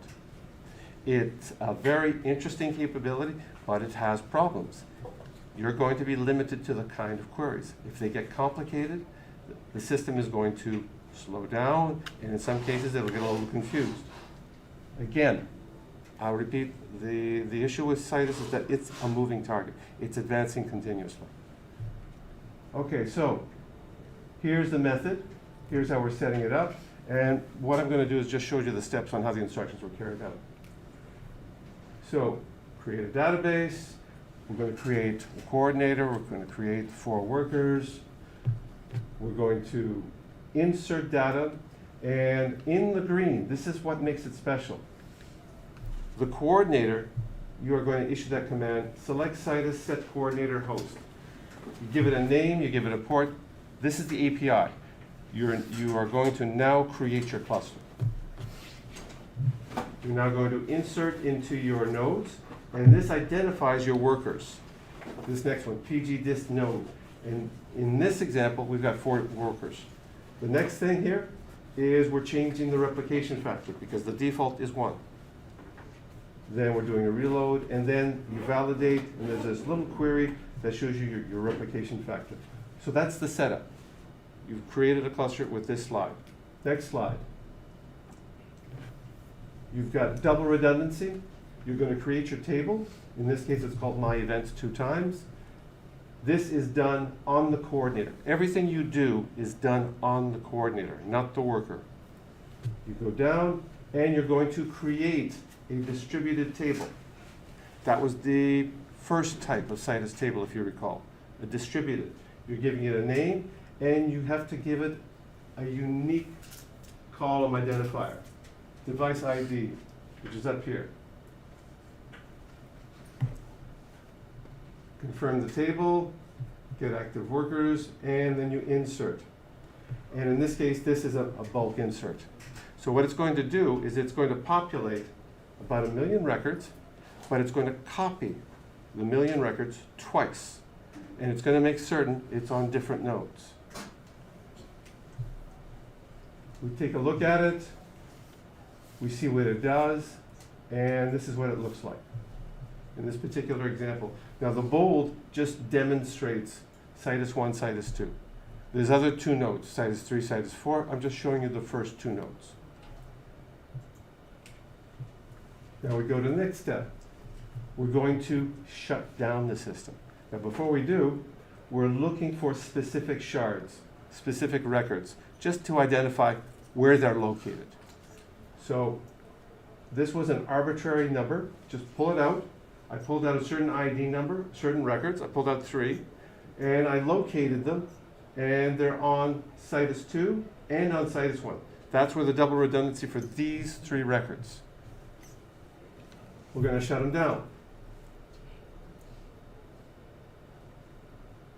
When we shut them down, we shut down one of the nodes, and we demonstrate redundancy by executing the query again. And this normally comes up this little warning, and this is going to pop up. The records still exist, are still available. By sharding it, by doing the redundancy, you now have the ability of surviving a server failure. Because you've down 1 in this case. Yeah. Yeah. And we restart, it rejoins, and there's no problem. If the node was shut down and you inserted, performed DML records, it would resynchronize automatically. You don't have to worry about that. Okay, restart Citus 2. Again, we shut down 1, we shut down 2, we start up one at a time, and we demonstrate how it works. Again, I'll reiterate, they are limited by the SQL statements. This kind of redundancy, Citus had some problems dealing with this kind of thing. So there was a time, a couple of years ago, where they were thinking of pulling out the redundancy feature. When I was reviewing my slide deck last week, it's still there. So they haven't figured out that they want to drop it or not. Why would they want to drop it? Just because it's really hard to. It's easier to fire somebody than to hire But somebody then to how fix it. would, I mean, then your system would be, it could fail, you know. It's specific, yeah. It's very, very specific. Okay, horizontal scaling. I just want one random question. So these worker machines, do they not know how to talk to each other? It's a They do talk to each other. They do? They do. That's why you have to have logical replication, Got it, okay. because then they can talk to each other. It's all behind the scenes. Okay, now what we're going to do here, this last set of examples is, let's start with one coordinator, one worker. Let's do some stuff. Let's add another worker. Let's do some stuff. Let's add another worker. Let's do some more stuff. And I'll show you the different stuff. Okay, now, this is a little housekeeping. You don't need to do it for the next few steps, but this is how you remove existing nodes. You'll notice on the left panel, it says Citus remove node, identifies it. This will take it out. So you could actually take something out of service. You don't need it for the example. I put it here out of completeness, just to show that it's there. And you can see here, this is a validation. I'm a big believer in validation. Yes? I have a real quick question just about this overall methodology, like when you're kind of adding and removing nodes, especially maybe removing them, and does it warn you, I'm maybe not reading it very well, but does it say like, hold on, pal, like you're gonna screw it up, or is it just like, go ahead? Go ahead. Have fun. Yep. Okay. Yes? If you remove a node, is the replicated data rebalanced between the remaining nodes? Well, in this case, this example, we're not using redundancy. Okay. We're going to set it to 1. And I'm doing it on purpose to keep the example simple. Okay. You bring up a good point, and probably what you'd have to do is you'd have to reset the redundancy value back to 1. Okay, so in this case here, on the right panel side, we're dropping the database, we're recreating it, and we're going to use pgbench. And then here, you can see this is how it works. pgbench, the coordinator, worker 1. At this point, there's only one worker. Again, in green, these are the SQL commands of what you need to do. And you can see the command create distributed table at the bottom, and at the very top, you're setting the coordinator. Again, we're assigning the coordinator to identify it. Up until this point, they are all virtually the same. They are all going to have the same database, they're all going to have the same extensions, they're all going to have the same runtime configuration. You are now saying, you are you, this is what you guys are as well. This is an example of working, adding indexes, we populated. We had to create the distributed table first. Once it was recognized, when you create an index, it's going to distribute that command automatically. If you created the index before you say it's a special table in the coordinator, that index stays there. It doesn't go along. They don't propagate it. So one worker benchmarking, and you can see this is just a simple comparison with indexes, without indexes. No big deal here, just a comparison of performance. Okay, we're going to add a worker. And you'll see at the top right, in green, select Citus add node. And now, we have just populated a table. We want to make a distributed table. We are doing another command. It says rebalance. If I didn't do that, the existing table already in the database, all that data would stay on that worker 1. That's the default behavior. If you create a new worker, the table would be replicated, yes, but it wouldn't have redistribute. It would only redistribute after the fact. So what this repanel does is says, okay, take the existing tables, and we're going to distribute it evenly. And the bottom right is where it's moving the shard. Yeah. Just a question for my mental model. Does the coordinator also have data on it?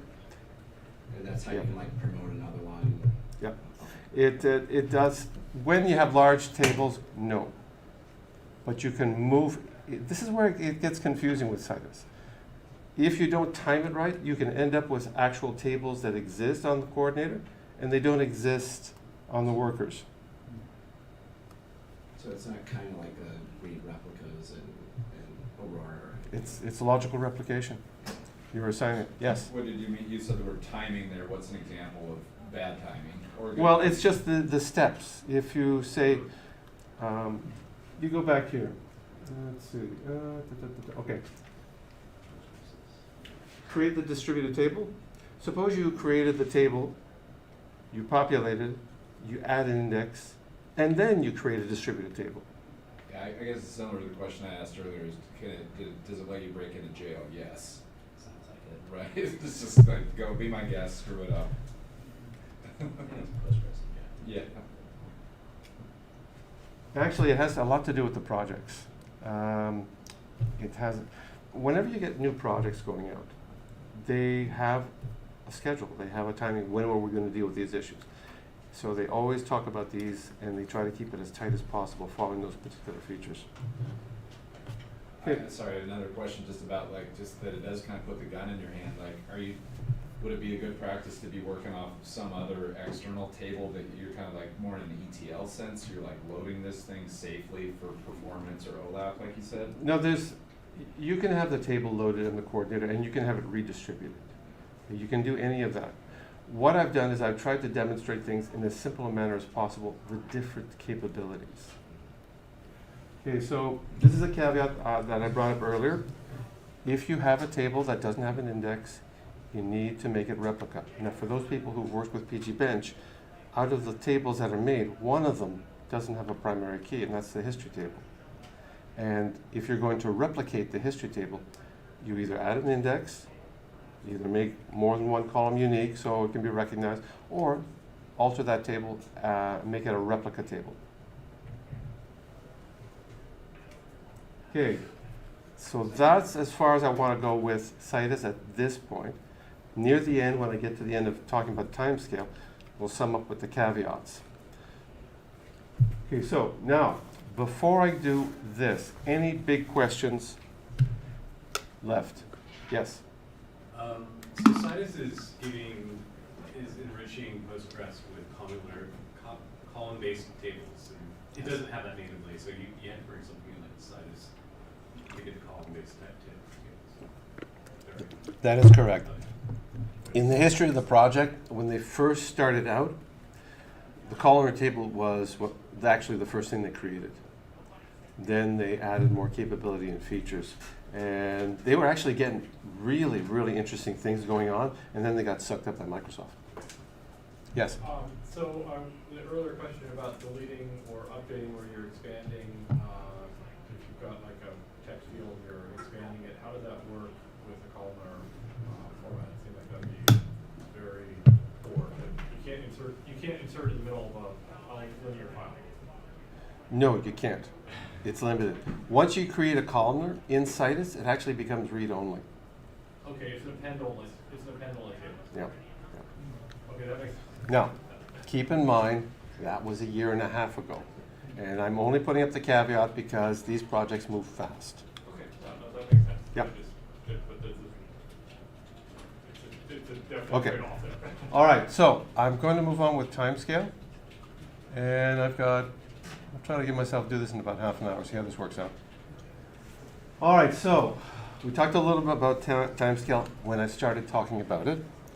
And it is an extension, similar to Citus, but it is time series specific. Now, I'll tell you right now, out of the two extensions, it's easier to understand timescale, and for that reason, it's actually more popular, because it's partitioning, because people understand partitioning. People who use something like Citus, they have massive amounts of data. We're talking petabytes. And they want to be able to ensure uptime all the time. companies, I won't say directly which clients are using, but I'll give you an example. On a par to Visa, for example. Okay, so in this particular case, we've got some of the features are here in timescale, some of them are not, some of them are very unique to timescale in themselves. So I'm going to go in here. Okay, so this is just a summary page, what a time series does. These are the examples of what you can expect for time series. And people right now at this time in the industry, the biggest issue that they are dealing with is when they have large amounts of data, it's because they're logging stuff all the time. And these are the examples. These are the kinds of things that can be done. This is what timescale designed itself for. Now, as I said, timescale initially created itself to work on a single machine, a single host. It doesn't scale across hosts unless you use their cloud provider technology, which is what they're aiming to invite you to do. This is critical. Okay, now, there are 3 methods. It's similar to Citus. Timescale portal itself, which is exactly the same kind of technique that we did for Citus, little command lines, and it's on the page. And the web portal is called Tiger Data. That's the thing. Now, the second, I'll go to number 3. The number 3 is Community Portal. There is an up-to-date timescale extension in the Postgres repository. It does exist. Now I'm going to go to example number 2 and explain what's wrong with it. They have handicapped it. It will do partitioning. It will do aggregates. It'll generate moving tables very quickly. It'll do all of that. But it will not allow you to move the partitions. It will not allow you to change storage policies. What you see on the community version is called the open source license. That's how Timescale calls it. If you went to their GitHub, you would download what they call their Timescale license. And the only condition on that license is that you are not going to sell a database service. You're not going to be a cloud provider that is going to make Timescale available. Otherwise, you can download it, and every major feature that I show here on the slides is available there.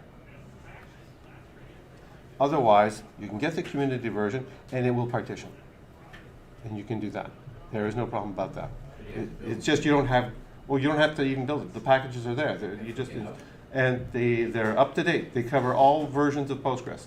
The GitHub version is the version I like because what I do is I download the GitHub. I've got a package managing routine on my own, so I can package it up whether it's Red Hat or whether it's Debian or Ubuntu, and I resolve all dependencies. I like using that because I also rip out the telemetry. Okay, now, this is the way that you're going to go using, this is the, I'm going to have to fix that slide. That's Citus. I shouldn't be doing that one. Okay, that is wrong. That slide should be showing the Postgres slide, where you go to the community, you download it, and in the repository, you will see timescale for each version. So you'll download that. So I'm going to have to update that on my GitHub. Now, if you run only the open source version, these tools are not available. These are available as separate, distinct GitHub projects, and they are for tuning. They set up certain runtime parameters by default, and they also provide utilities to manage a timescale database, copying the data, moving the data. Yes? Is it true that there's partitioning in Postgres out of the box now? Is that a newer feature? I feel like there's some capability about that out of the box. Do you agree? They have had what's called, well, technically speaking, partitioning has existed in Postgres since the 1990s. Oh, there you go. Okay. Now, what you're talking about is what's called declarative partitioning.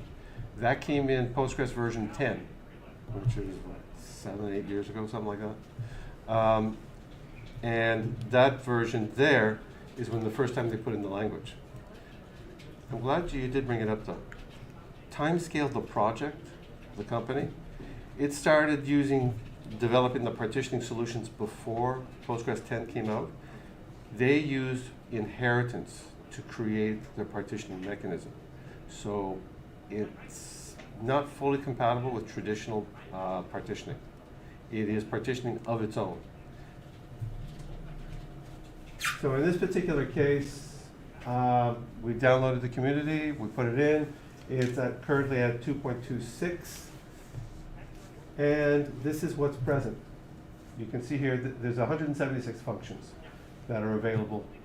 When you install it, there are a lot. Again, most of this stuff is abstracted. You won't see it because this is what works behind the scene. Here, this is a little more sophisticated, more complex than Citus. Citus only had a couple of schemas. Here you can see there are 6 schemas dedicated for timescale. And that they did. Earlier versions actually had a default experimental schema that they installed as well. And in the latest versions, they took that out. This is the list of runtime of the functions that are available in the schemas that I've just listed. So again, you can see there's a lot. And then from here, these are the tables. Now this is an empty database, but these are the tables created, 127 tables, when you create extension timescale. This is all the support stuff. This is what deals with it. And these are the runtime parameters. And you can see from the top, there are 86. Again, in this is example in this presentation, basically we didn't touch any of that. We just left the default. So here's what's happening.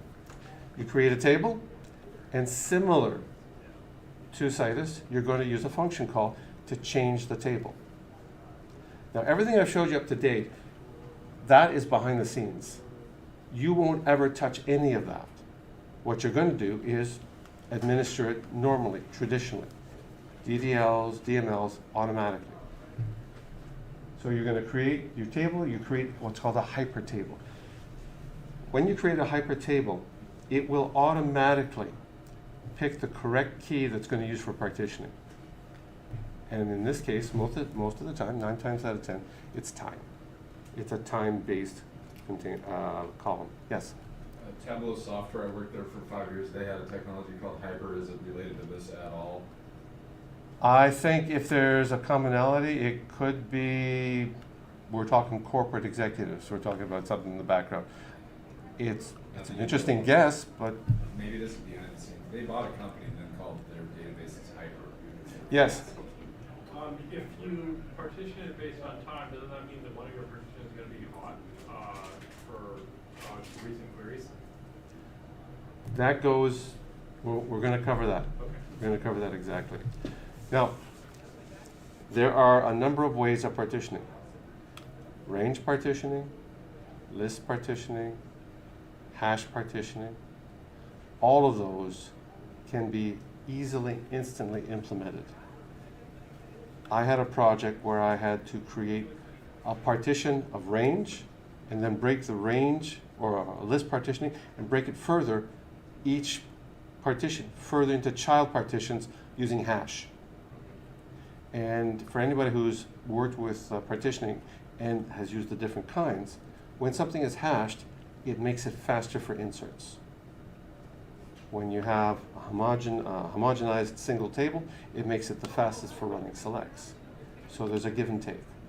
The more partitions, the more it alters the behavior of selects and your DMLs.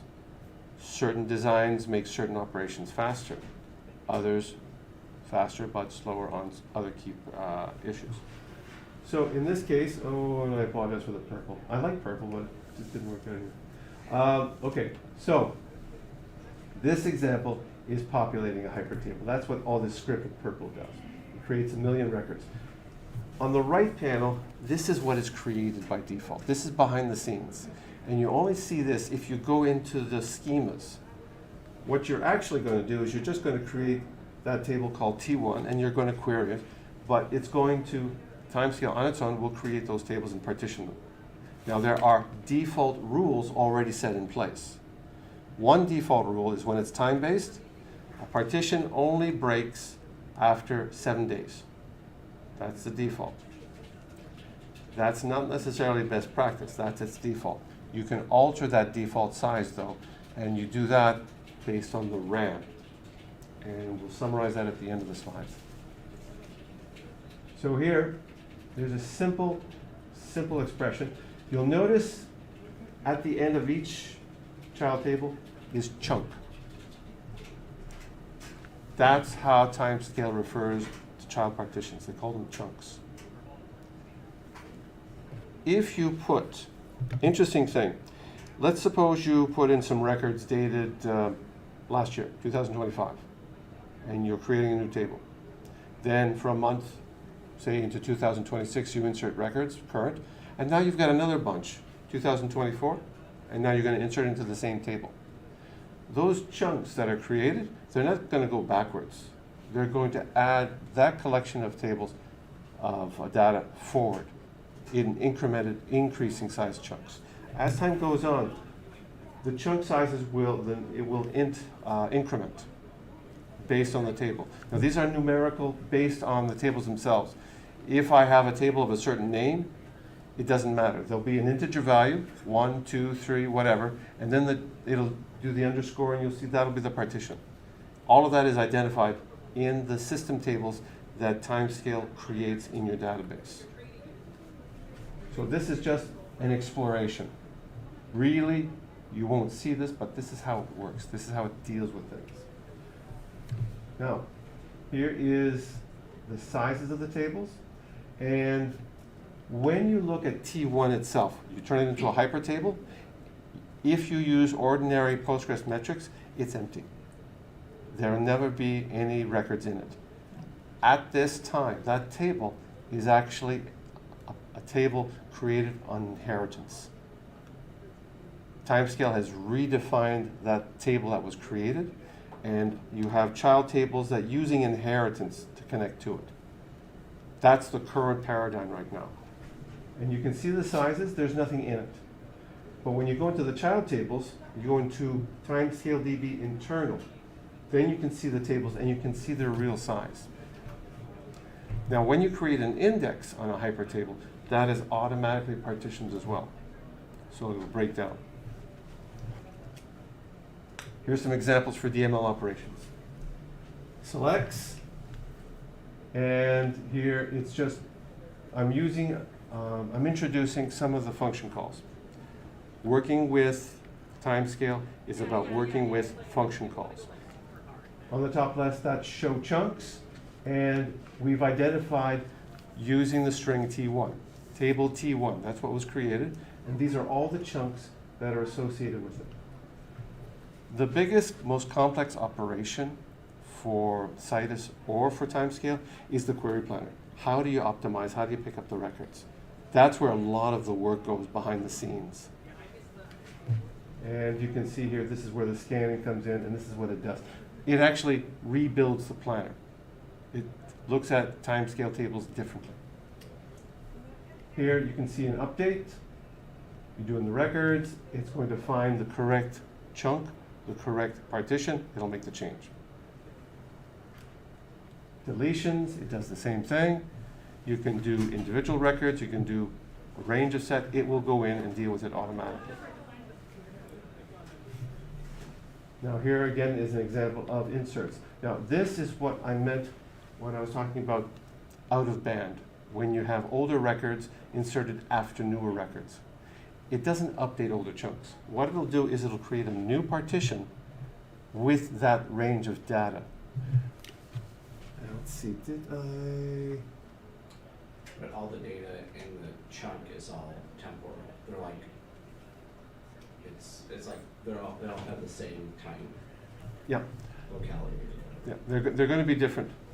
Let's see here. There's the inserts. Okay, now I'm just trying to see if there was a little section. Go back. Yeah. Here's a point I want to make on this slide. Can everybody see the last line, the constraint? Check constraint. The default, right? You remember I said 7 days? This is created by timescale, and it defines the child partition. There's the default right there. Now I'm going to advance it to administering chunks.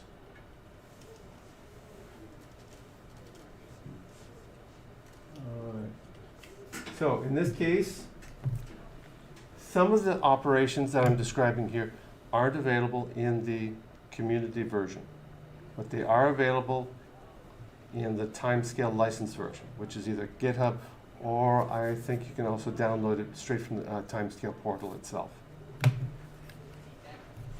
So what you can do is, now we talk about the size of the chunks. They made an assumption. If you're going to take advantage of a time series partitioning table, the partition should not contain data that exceeds the amount of RAM that your system has. That's the whole point.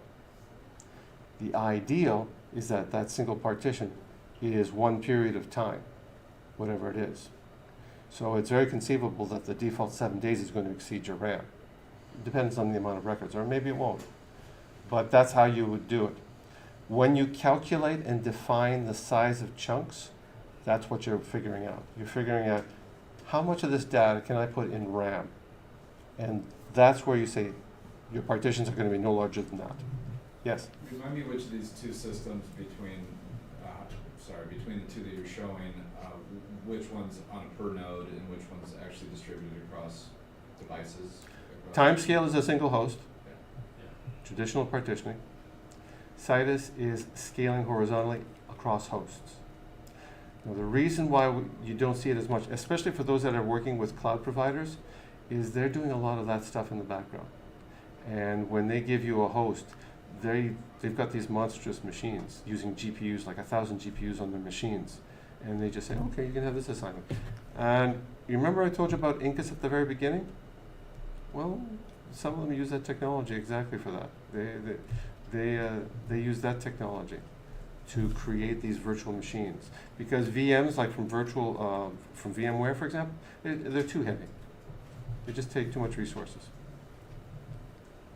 Okay, so this is an example of creating dotted population. And you can see at the right, a function called setChunkTimeInterval. We're identifying the column, T_timescale, and we're using something that is native in Postgres, the interval data type. When you use interval, according to the GNU standard, you could say 1 day, 10 minutes, 2 weeks, next Monday, once every month, the first Monday. Anything that you can say in English, the GNU standard supports. Postgres supports using the keyword interval.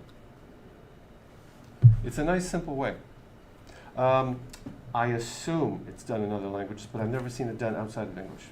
Is that kind of like the cron language that you'd see where it's like daily kind of, I've seen that too. Yeah, it's like that, but this is much, much more sophisticated. Much more sophisticated. Okay, so we've created the table, we've populated the table, and we're putting in random numbers.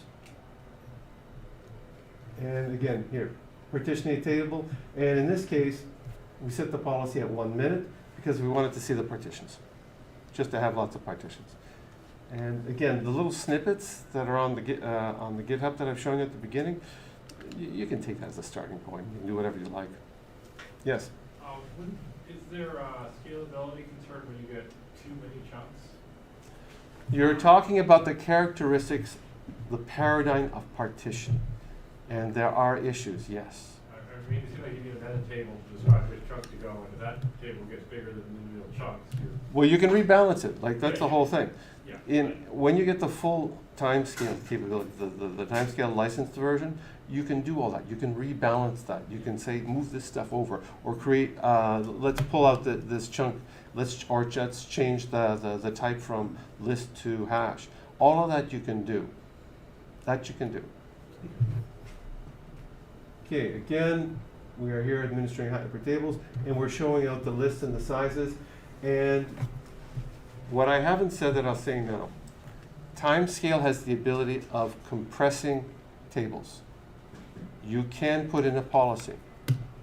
And anybody who's worked with long-term partitioning, At some point, you're going to drop them. At some point, you're going to move them to another location. Timescale has that ability automatically. All you have to do is set the policy. Set the policy, anything over 3 months, send it over to S3. Set the policy, anything over a year, drop it. Set the policy, anything over a month, compress it. All of that are done, implemented in the concept of policies. Again, it's one of the reasons why timescale is popular. Okay, here, compressing chunks. There's our example. We give it a command, and this demonstrates a compression. And if you notice at the bottom, the table that was compressed was hyper 1.3. You'll notice the size, it's 0. It's because it's been abstracted. No, it's not down to 0. It's just, if you use normal PSQL commands, that's what it looks like. You actually use the commands to see what the size is. And in this case, look at the top. Select all from hypertable compression stats. This will do a summary. This will list how many tables you've got. This will list what is compressed, what is uncompressed. And again, I'm just showing a very small subset of the functions. There's a lot more there available.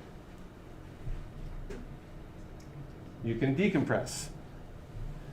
Now, when you compress, you can query the silly thing. There is no problem.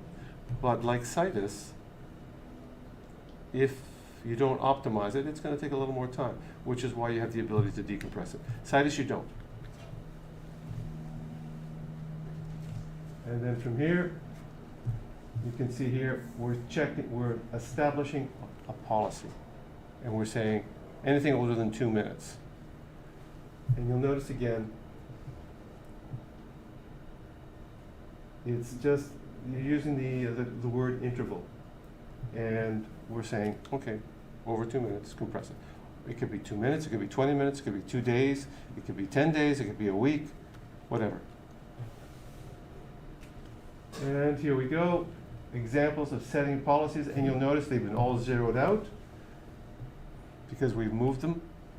So the only way to, again, see it is to use the API from Timescale.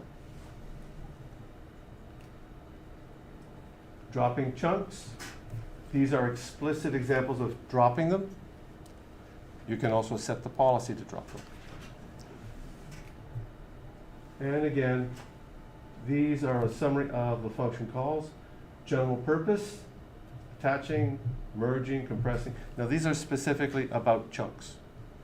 On the right side, compression function calls, chunk runtime parameters.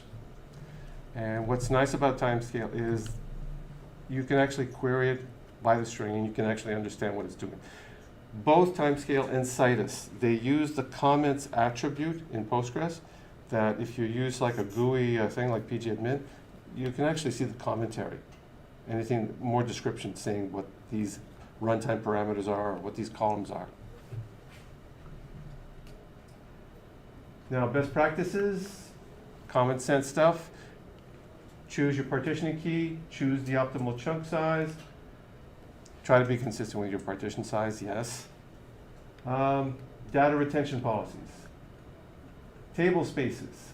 If you're going to use different devices, if you run your own machines, some table spaces are going to be on certain devices that are actually faster than others. You can change the policies. You can move tables. Like there's a client that I've worked for in the past, they had to migrate off their system and they needed to reorganize the partitions so they could put certain ones on an older partitioning device because they were running out of space. And there you can see at the bottom, chunk time interval. Best practices, as per Timescale, it's the shared buffer limit. The shared buffer, when you look at the documentation for Postgres, don't use between 25% and 30%. The same rule of thumb here. Yes? Kind of a generic question about applications, I guess. Like we kind of said OLAP when we were talking about columnar. Can you talk at a high level about the applications here? Like, are we ever on the OLTP side where we're just storing data? I'm assuming, it seems like it. But then we're also on the query side as well. Like, is that a best practice to have one capability that does both? Like, are you, I mean, when I think of a partition, I kind of think you kind of need a partition between your OLTP stuff, like big data, and on the far end, OLAP scenarios. Actually, that's what it comes under. What's that? Okay, thanks. Yes. You mentioned that you size your chunks based on RAM, and I'm assuming that it's loading a chunk into RAM and like extracting it there. If you do a select over multiple chunks, is it just like loading up the chunk, doing some select, and then getting rid of it and bringing in another chunk, loading it up, and doing a select on it? Like, That's the magic of the query planner. okay. And that's where part of the reason why Timescale has so many system views, why it has so many catalogs. The query planner is customized to deal with timescale partitioning. It will figure it out ideally how to pull up the records. So some selects would theoretically be way faster than others if it's Oh, yeah. within the same model. Now, the assumption there about the size of the chunk, that only makes, that runs on the idea that you are actually going to spend most of your time inserting data. You may actually just use it for traditional partitioning. You just say, okay, I want January in this section, February in this section, March in this section. You can do it that way too. When Timescale created it, it made an assumption and it said, okay, we are assuming the following conditions, that you are putting in so much data that you need to query the most recent data. Here is how you're going to do it. That's what the documentation states. That being said, you don't have to follow that, but it means you have to understand what your system's about. This is more about architecture. Because again, the default size was 7 days. When you set up a system, if you're going to do it by month, you're going to change that for every month. Now, is it going to be expensive? I've seen when I've done audits in machines that there's always a couple of tables that are extremely large, much larger than other tables. And you're going to decide, okay, am I going to partition or not? Typically, you partition tables that are going to be updated all the time. Large tables, you can partition them, but again, it depends on the queries. Are they going to be skewed? Are they going to be all over the place? General partitioning is great if you're going to have queries that are going to go in and they're randomly going to pick the tables all over the place. But remember, the more partitions, the less efficient the query. On paper, theoretically, and in practice, Postgres will give you unlimited number of partitions. You can have 1,000 partitions. Is it practical? That's something else. Okay, and we're near the end here. These extensions, they rewrite some of the major sections of Postgres. Because of that, now Postgres comes with a collection of default contributions. All of those default contributions that come with the distribution of Postgres, the modules, if you look in the documentation, they will all work with these extensions. The people who develop these extensions make a point of that. Where it falls down is when you go to use extensions that are outside of the normal default. Now there's PG Repack, that will do the job, irrespective of the kind of extension used. And there's PostGIS, Geographical Information Systems. Those are probably, arguably, the most important third-party extensions outside of vanilla Postgres.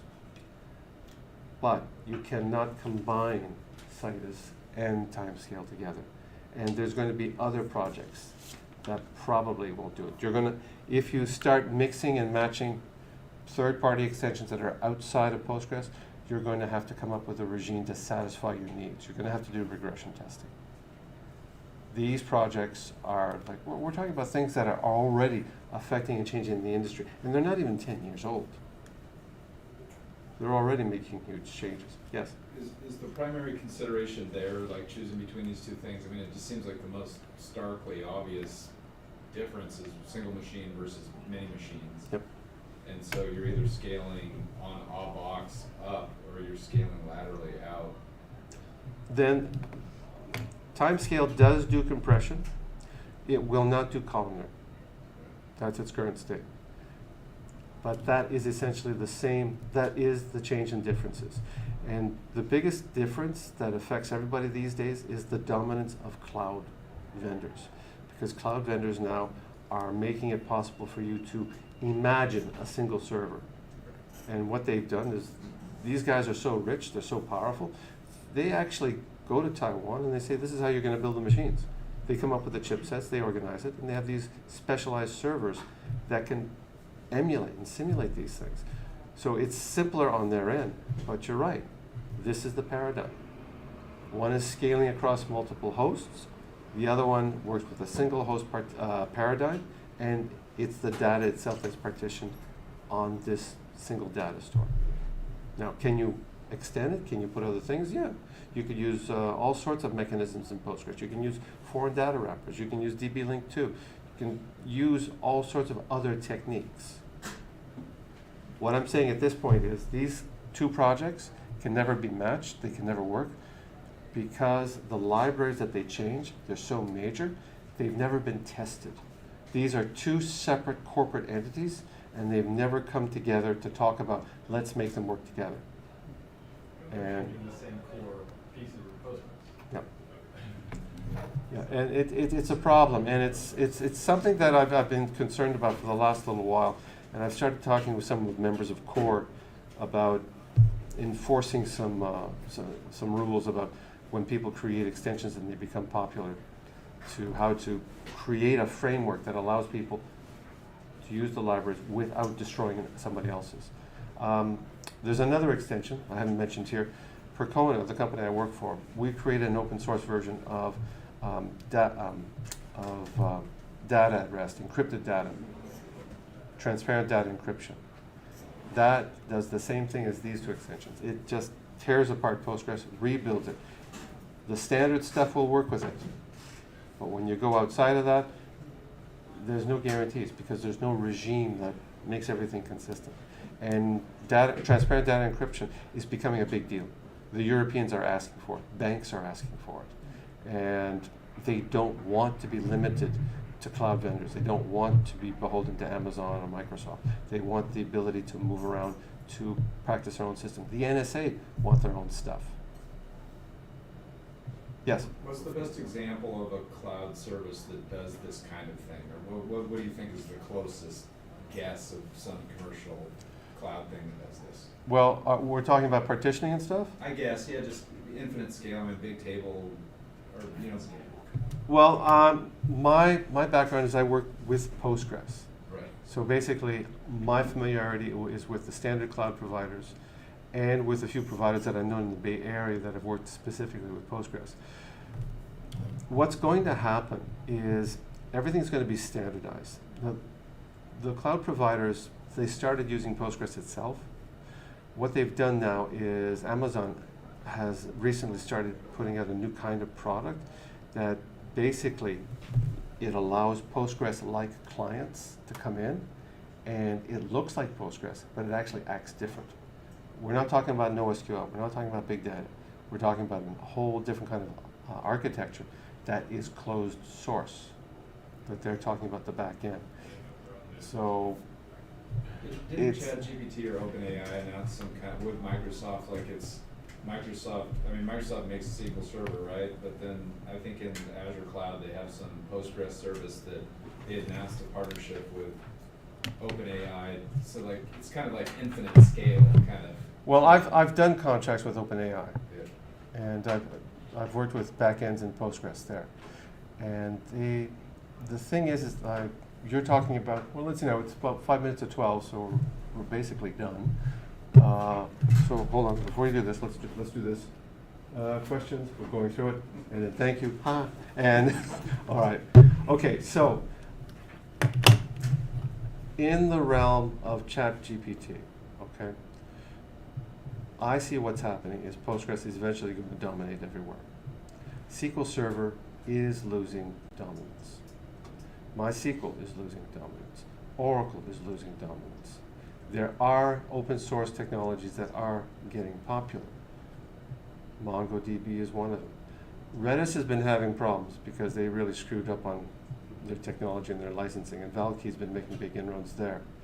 The reason why things are changing has to do with how corporations control technology. And the reason why Postgres is getting more popular is because nobody really ostensibly controls it. The only thing that controls it are the people who build it, not to license it or sell it or that. There's actually anybody who actually has the information to say how much money is being used, how much is being made by using Postgres, they're not saying, and they will never say it.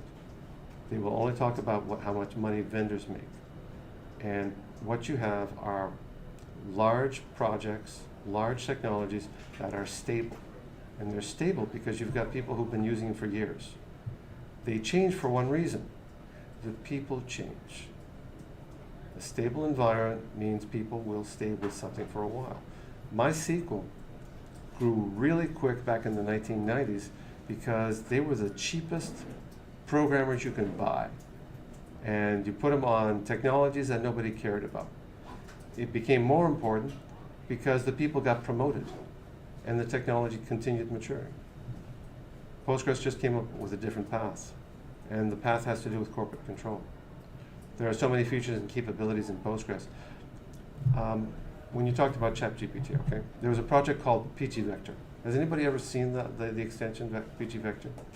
I was wondering, where does Quadrant and everything fit into this equation with Postgres is doing like vector database too and everything, right? All right, you said quadrant, you mean second quadrant? No, like the company, Quadrant is like a vector database. Oh, okay. All right. Prior to the announcement of ChatGPT, PG Vector was a one-man show. And the guy just loved what he was doing. After ChatGPT became important, suddenly a lot of industry-leading developers reached out to this guy and said, hey, can we work with you? We think we need to work on this. So the last year and a half, 2 years, PG Vector a lot of work has been put into it. It has been refined, it has been improved, and it will continue to, because everybody sees a benefit or profit. But it started out not as much because ChatGPT made all the difference. Timescale has an index called PG Vector Scale, and it's supposed to be PG Vector plus. At this point in time, you can only get it if you go to the Timescale portal, or you take the effort and go to GitHub, locate it, and then build it out. It's a standalone technology. It is standalone, and it works with PG Vector. It will, basically, it's designed to work in tandem with partitions created by Timescale. That's why they created it, to simplify it. There's still a lot of work to be done on it. There's still some things that need to be sorted out, but it's been around like for almost 2 years now. So all I can say is that this is a race. It's changing, it's going on all the time. I would expect that big changes will happen, are happening, but they're slow because the environment is stable. Microsoft's also losing, I want to say that too. I think, I kind of, in general, sorry to bring that up. That was a weird thing to say at the end of the talk, but it's just noticing that they're partnered with OpenAI and in their own cloud are using Postgres instead of SQL Server is just like such an obvious like marketing fail, if you know what I mean. It's like just weird. It's a paradigm shift. SQL Server is significantly older than Postgres. It goes back to Jet SQL from the 80s. So I don't know quite the whole history of Postgres, but Microsoft's been embracing the open source. Yeah, since yeah. Well, I remember when SQL Server was Sybase. Yeah. Yeah. Oh, that was Sybase. That makes sense. Thank you so Okay. much. Yeah. You're welcome. So it's not surprising that they're shifting. I mean, the whole Azure. I mean, within Microsoft, Azure is Linux. Is mostly Linux backed, and so there's internal stuff. So it's not surprising. You've got lunch now, right? MS Yeah. SQL. Okay, so I don't have to pack. Jet. Yeah, I'm gonna go learn. Right. You gotta look up the Heard that word a lot. Well, Yeah. that was what's underneath it. Yeah. So. Well, SQL Server is still important. Microsoft, the latest numbers that I've heard, they're still profitable. They're profitable about they've got users. Big They've got- corporations are still gonna be on SQL forever. They have You their. still use COBOL still, so. Yeah, they still have their user base. Okay, there you go. And SQL Server runs on Linux now as well, is another like decoupling they did 10 years ago. Okay. True story. Like it doesn't need Windows Server to run. Okay, here we go. I haven't tried it since. Thank you so much. You're No, welcome. I haven't tried it in 20 years, so. Yeah. Thankfully, it was absolutely. Thank you guys so much for coming, and you know, Robert Bernier. Bernier. Thank you. Thank you for the lecture. Yeah, that's You're good. welcome. What do you do, All right, I want to get out of here so you can have your lunch. Yeah, but before I can go to lunch, they had to lock in the room. Yeah. My SQL stuff. Thank you so much, Robert. Only tangentially do it. Yep. So we've got like. And it's good to have you here in Linux Fest. I can tell by your questions. It's a vast, bizarre world of storage, performance. Yeah, I can't imagine. I Yeah. can't really, I mean, yeah, so I'm a user level one. This one has to be the database, okay, I'm just gonna use. The thing about Postgres is you gotta realize one simple truth. Okay, It's the technology that's being adopted by new developers, new projects. Yeah. That's why it's it's still happening. growing as Yeah. opposed to. It's really, yeah, I mean, in my opinion, it's, I don't know if the word is catchy, but it's, I mean, really, like, I've been a SQL Server database person since 1998 or something like that. And at some point, it became absolutely stupid to be running SQL Server when I could be using Postgres. And Microsoft has just made it easy to migrate. So it just doesn't even matter. I was at a couple of Microsoft sponsored conferences, and they were talking about Postgres, and they were talking about certain features they were adding in SQL Server, and I couldn't help but noticing that they had basically copied and pasted certain parts of code from Postgres into SQL Server. And they were just adding in features, but no, it's a bit of a trick.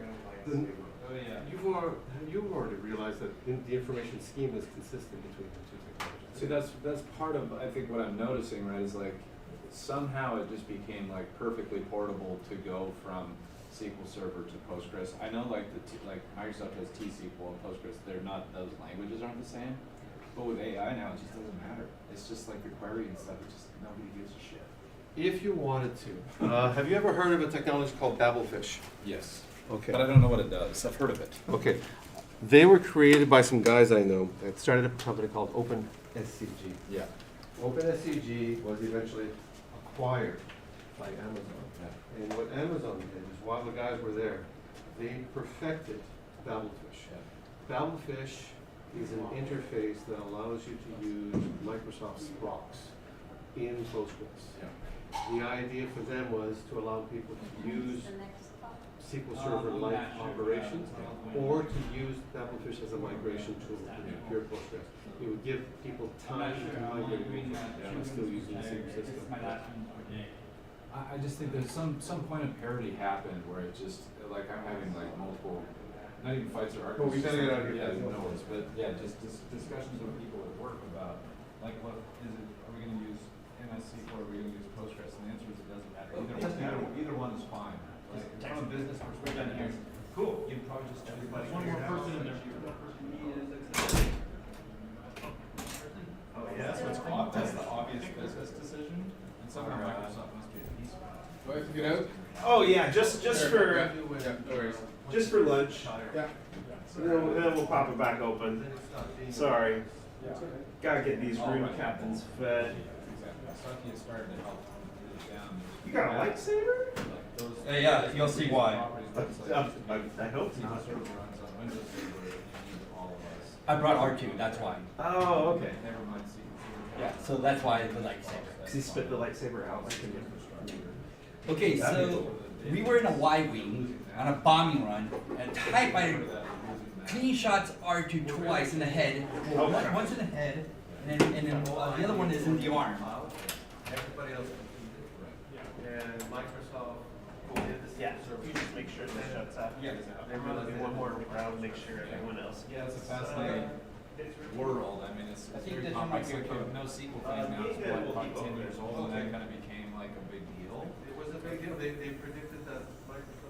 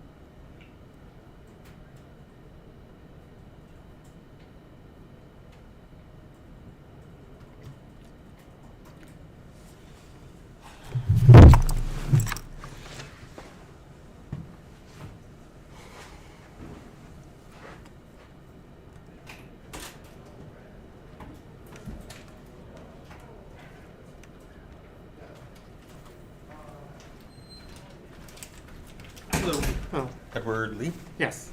Is it pronounced Lee? Yes, yes, Lee. I'm not sure how to get the screen to. What's going on here?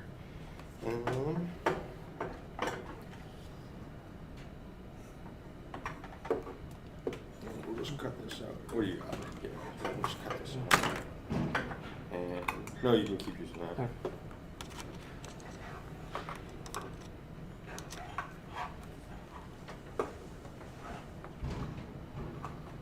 Okay. I think from what I have seen thus far, you. Oh wait, hold on. Okay, you're trying to get a signal.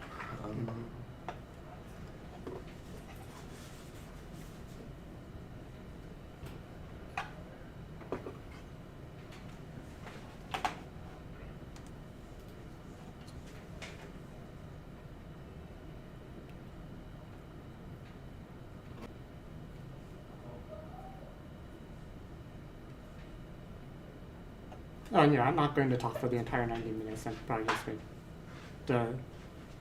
Probably like the first 30 minutes or so, Okay. and then the rest that will be just me like helping people out. Okay. Yeah, in case you're recording anything. The recording just goes nonstop regardless. We've been given instruction that they will come in and they'll edit everything later.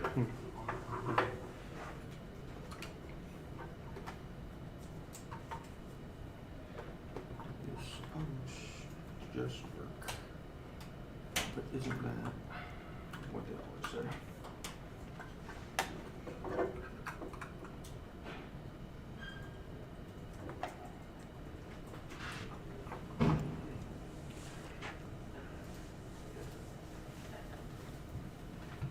Oh, by the way, since you two are here, do you want to get a head start on the development? Because I can give you like so like basically especially like help you get set up if you want. Sure. What do we need to bring? What do you need to bring? Yeah, to the. No, you just need your laptop and a GitHub account. Are you set up for it? I don't know. Everything's good to be done like through through GitHub. Okay. So I just need to log into your GitHub account.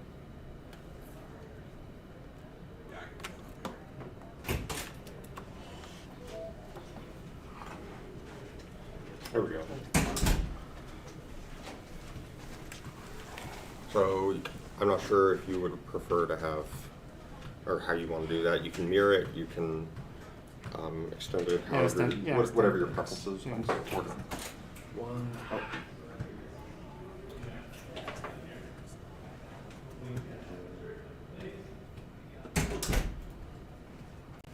I'm sorry, could you try to switch the HDMI to the port again? Oh. Oh, the other port? Yeah.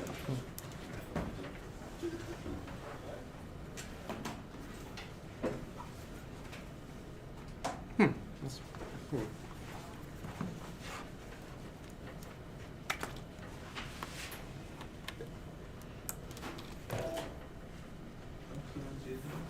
Huh, why is that one working? It likes that. Yeah. I think it might have something to do with maybe how you're mirroring it or extending your screen potentially.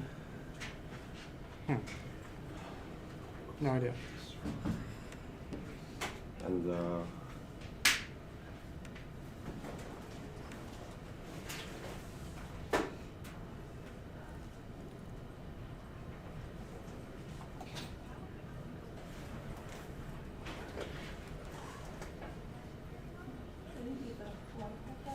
oh, okay.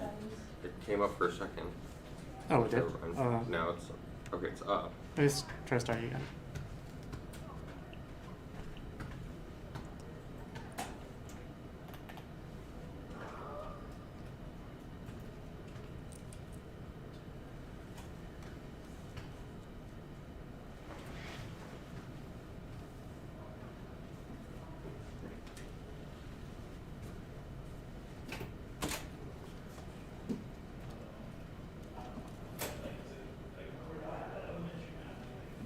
Oh, where's the slide window?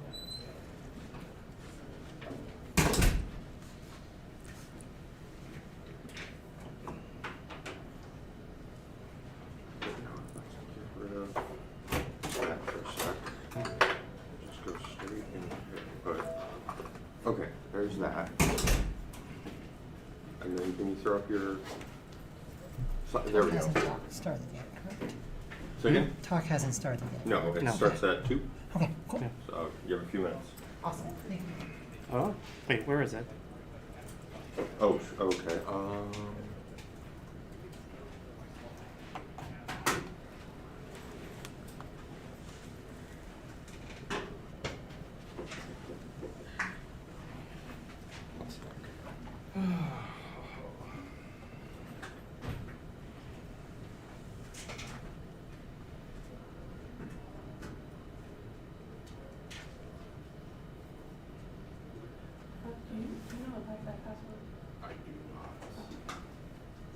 Thank you, CSS.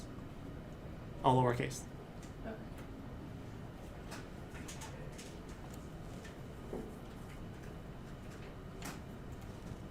Okay. Yeah, good. Colin, where you at?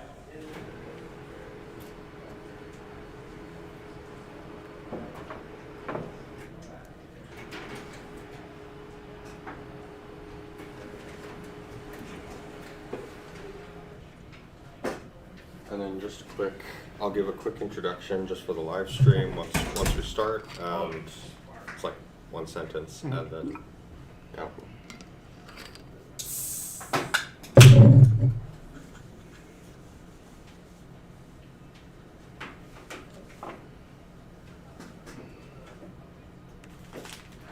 So you work at Nextcloud? Yeah, I do. I thought Nextcloud was in Germany. Do they have a American branch? No, I just work from home. Oh, okay. Yeah. Oh, okay, that's cool. Yeah. How, I don't know, can you give some specifics? What you do, or? No, just a software engineer. Oh, okay. Yeah, I work on various parts of like the whole software ecosystem. Okay. Yeah. I don't know then. I've liked Nextcloud a lot, Yeah. so. Oh, thanks.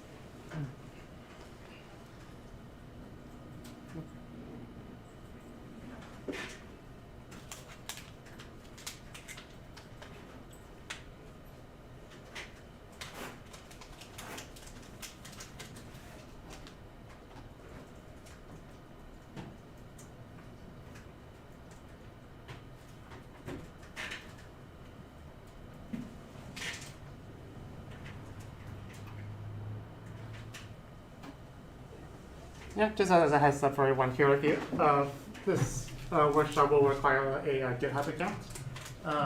So we're basically going to use one of the code spaces feature for a site, just to like a really quick server. So so you want, I just want to make sure you're logged into your GitHub account before so I can speed everything up. And also all the developer resources I'll be sharing today are at nextcloud.com/developer. So you can open that page as well, and that will be following if you want the tutorials that are inside. This site does support nextcloud.com or nextcloud.net. Nextcloud.com. Okay.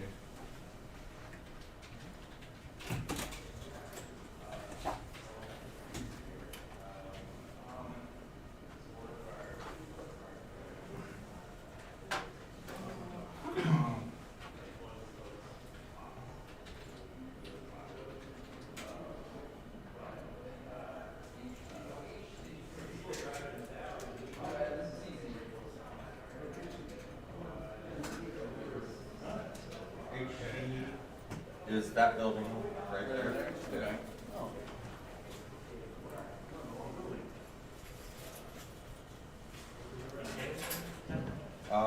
No, this is Nextcloud. Which one are you looking for? I just realized, my phone number. Hello. Nextcloud? Yes. Yes, absolutely. Thank you.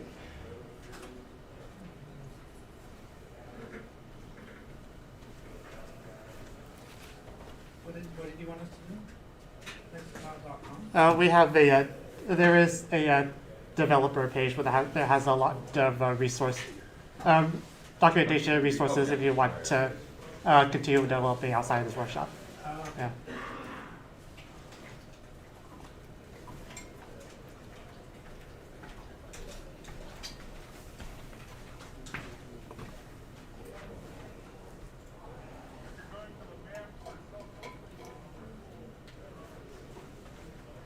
All right.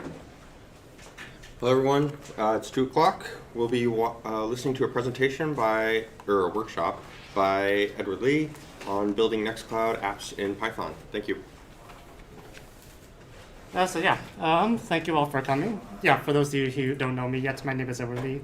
I am a software engineer currently working for Nextcloud, and I'm also the author of the tutorial that will follow in this workshop, which will demonstrate how to write a Nextcloud app in Python, as opposed to PHP, which is how most Nextcloud apps have been written for many years. So if you like Python, I hope you'll enjoy this workshop too. But even if you don't, I tried to design it in such a way that you don't need any prior knowledge of Python in order to be able to participate. So the goal of this workshop is to not only provide like a live walkthrough of the development process, but also give you an opportunity to ask any questions to me and get as much support as you need to help you get started yourself. But before I go, next slide is not showing.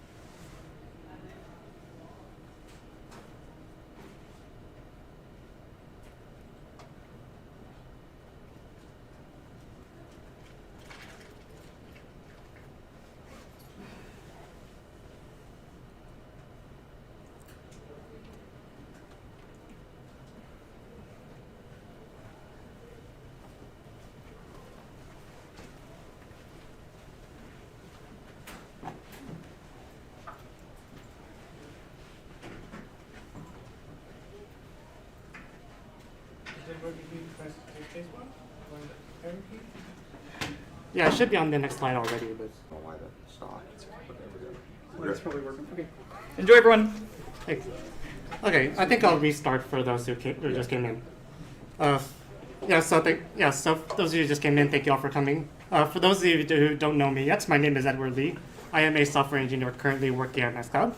I am also the author of the tutorial that we will follow in this workshop, which demonstrates how to write a Nextcloud app in Python, as opposed to PHP, which is how most Nextcloud apps have been written for many years. So if you like Python, I hope you'll enjoy this workshop too. But even if you don't, I tried to design it in such a way that you don't need any prior knowledge of Python in order to participate.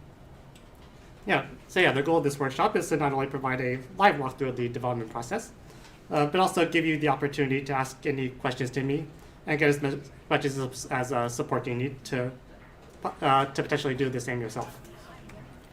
But before I go hands-on with the code, I first want to talk a little bit to provide some context regarding why we wanted to build Python apps in the first place, and how we're able to make that possible.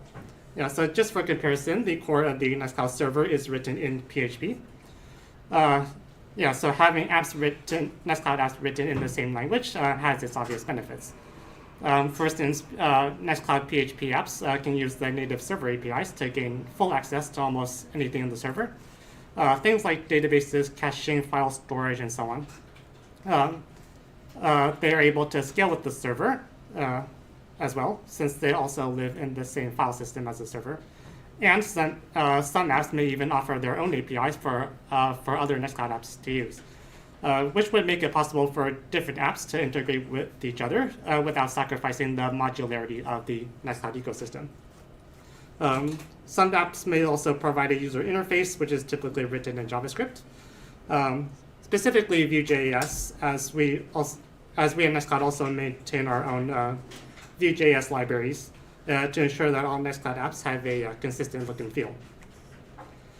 So yeah, those are the main benefits of writing an app in PHP, but the PHP architecture is not without its drawbacks. Specifically, there are several goals that we wanted to achieve when we decided to build a new app ecosystem outside of PHP. The most obvious one is that we want to give developers the option to use other languages besides PHP. One reason for that is being we want to reach as many developers as possible. And the added benefit that comes to that is that it enables a wide variety of use cases that PHP can't do alone. So yeah, Python, for example, is a very popular language for AI tasks. But there's also other languages like R for statistics and data analysis, C and C++ for multimedia applications, etc., etc.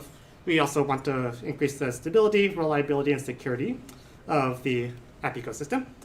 This may include things like false isolation, where errors in one app do not negatively impact the rest of the server, or possibly other apps as well. And at the same time, we want to make it just as easy to install and configure as other PHP apps. And there's also we wanted to increase performance by enabling the use of enabling apps to use GPUs and other hardware that make specialized tasks such as AI possible. So how do we exactly achieve this? So what we've basically done is created a microservice architecture where each app basically runs in a new server process that is entirely separate from the core Nextcloud server, as well as being separate from other Nextcloud apps. And then these apps communicate with the server remotely via HTTP requests. We call these new apps external apps, or XApps for short, to differentiate between the new apps and the traditional PHP apps. But you can't just spin up these XApps and expect Nextcloud to be able to know automatically that the app exists. So within the Nextcloud server, we depend on an additional app called App API, which is basically just a PHP app that provides a network API for XApps to be able to communicate with the Nextcloud server in a more standardized fashion. Server administrators can use App API to manage and configure something which we call deploy daemons, which are the actual server processes that allow such communications to happen. This separation between the XApp and the Nextcloud server is what enables the possibility to use any language you want, at least for the backend code of the XApp.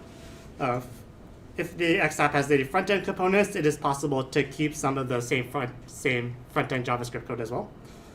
Although we only currently support a limited set of UI elements, so currently that would be one downside to the separated approach.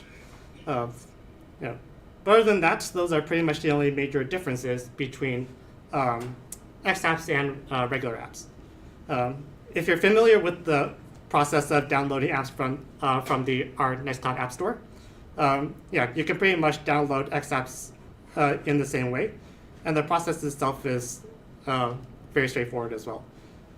If you're a developer, publishing XApps to the App Store is almost the same as well, but with just a few extra steps. One difference being is that XApps in a production environment are typically published as Docker images. So whenever you download an XApp from the App Store, you're also downloading a Docker image that is hosted in a separate registry. And then from there, App API uses the deploying daemons to run the Docker image as a separate container on the server. And another small difference is that there's a bit of extra metadata that is associated with XApps in particular, particularly because the Nextcloud server needs to know where the Docker image is hosted, along with possibly any other environment variables to configure the container as needed. Yes. So the example XML code on this slide right here is just things that you would configurations that you would specify in the app, such as like where the Docker container is hosted and other environment variables and some network paths, for example. So yeah, if you reach a point where you want to publish an XApp in the App Store, you will need a bit of Docker knowledge in order to get that configured. But for this workshop in particular, we don't really have to worry about that particular stuff right now. So yeah, does anyone have any questions at this point? No? Okay, so I guess with that out of the way, we can. I think we're now ready to dive into the tutorials. Yeah. So by the end of this, my goal is to help you get an XApp up and running for yourself, and see what one of these see an example of what one of these apps might look like in action. So yeah, if you have a computer with you, I first recommend log into your GitHub account if you haven't already, because we're going to be using GitHub Codespaces for this workshop. And we'll open up nextcloud.com/developer, which is where you'll find the tutorials that we'll be following along today.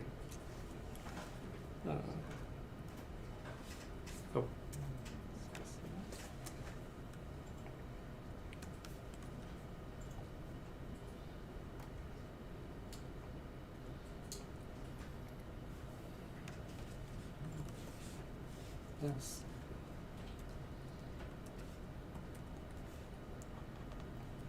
Oh, I want to show my browser on this screen up here. That'll be fun, right? Yeah.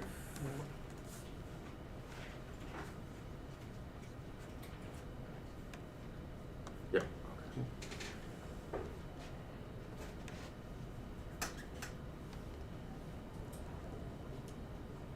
Okay, yeah, so in this,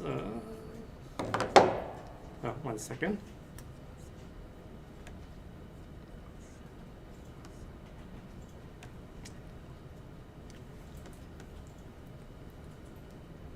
Yeah, so on the developer page, we have lots of resources resources for developers at disposal, but if we scroll down to the tutorials here, this is what we'll be focusing on first. Yeah, so this is the tutorial that we'll be focusing on for this workshop. But first of all, I want to go to this. The second tutorial up here, which is basically just quick instructions for how to create a code space, where you'll be able to run your own Nextcloud server. Yeah, so if you click on that link, you should be able to see this page right here, where I have the tutorial in this file up here.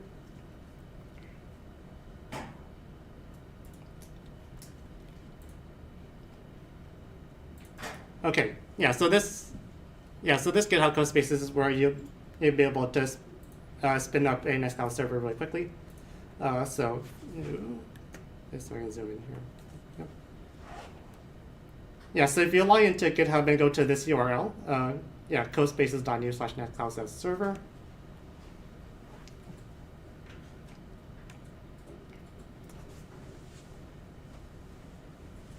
Yep, so this is where yeah, so this is where we're going. This is the developed environment that we're going to be using today. You know, this is basically just going to spin up a virtual machine in the GitHub cloud where that will be a temporary environment for this workshop. Yeah, normally the normally this code spaces feature is a paid service, but it is free up to a certain quota. Yes, so if you haven't used GitHub code spaces recently, then you shouldn't have any problems running into that limit. Yeah, if for any reason you don't have a GitHub account or you don't want to use the code spaces feature, we also have tutorials for setting up a Nextcloud development environment on your local machine. Yeah, but that, of course, will take a bit longer to set up, and it very much depends on whatever operating system you're using as well. Yeah, so just for this workshop, I will be following along the instructions, assuming you're working on the code space. Yeah, so for the initial setup right here,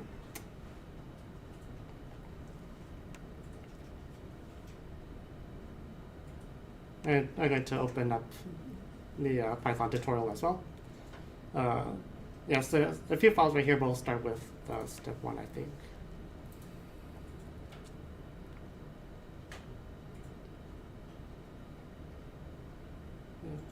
Oh, wait, no, not this file. This file right here. This one that starts with extra. This is the instructions I'll be using for this workshop.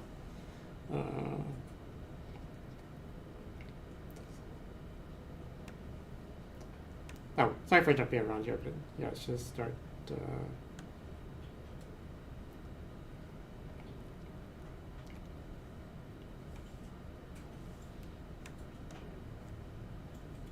Yeah. Okay. Yeah. So for this form, normally you don't really need to.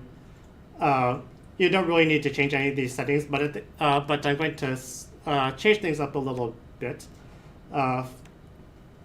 because Nextcloud has Nextcloud have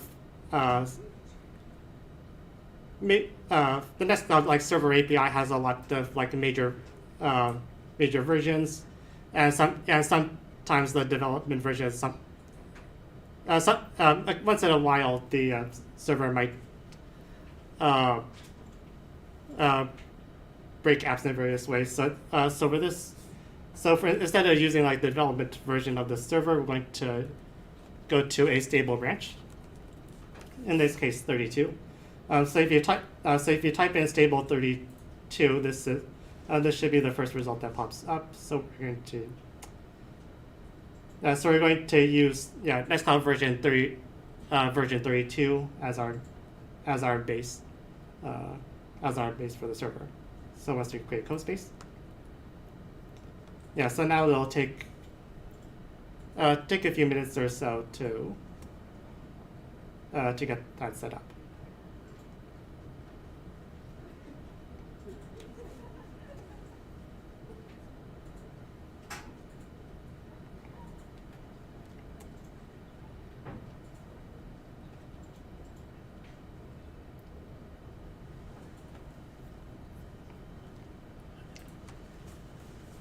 Any questions at this point, or does anyone need any help?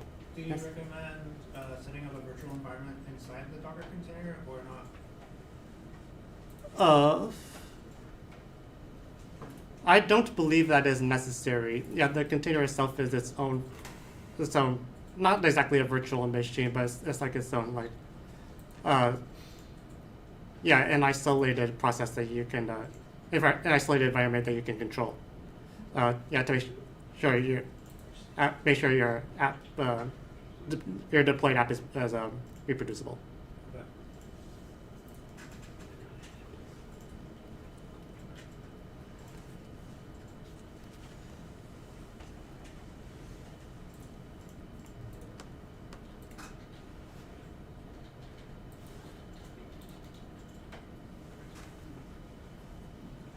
Yes. While we're waiting, can you just give a description of what Nextcloud is? Oh, yes, that's right. So we're Yeah, so Nextcloud is we're basically like the the biggest loss alternative to other clouds, other big tech cloud services like Google Workspace, Microsoft 365. And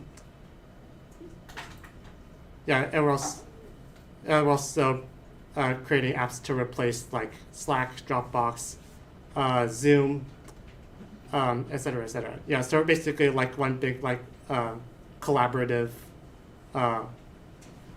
productivity workspace suite. Is it something I can run on my own Linux computer, or is it just in the cloud? Yes. We don't. We actually don't offer like any like centralized hosting ourselves. The goal is to the goal of Nextcloud is for you to be able to run it all yourself. Like, either on like your own like home lab or it could be like a VPS if you like. There's a lot of there's a lot of different like possibilities or configurations. There are lots of ways to install Nextcloud, but the one we typically recommend nowadays is something we call all-in-one. Which basically is just a Docker compose file that has that specifies like several Docker containers that allow the entire Nextcloud application to run. So it's very if you're self-hosting for the first time, it should be one of the easier services to set up.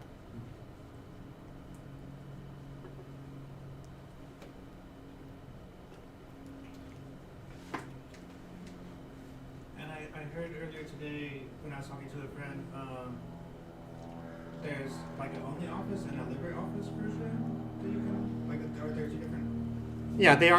They are different products. Those are developed by different separate companies. I mean, like within Nextcloud. But those you can install them within Nextcloud, and so that when you reopen like a document file, that document could be open within like LibreOffice or OpenOffice, like within your browser.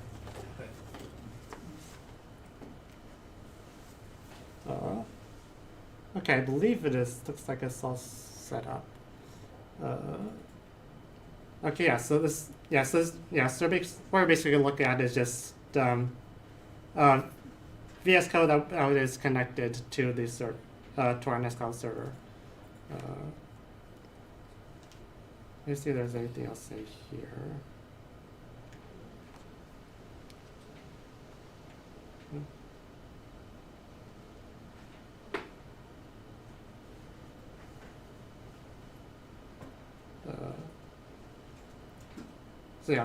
So most of this part is already covered by the other tutorial. So we'll skip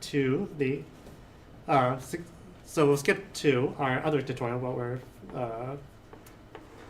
going to develop an example app. Is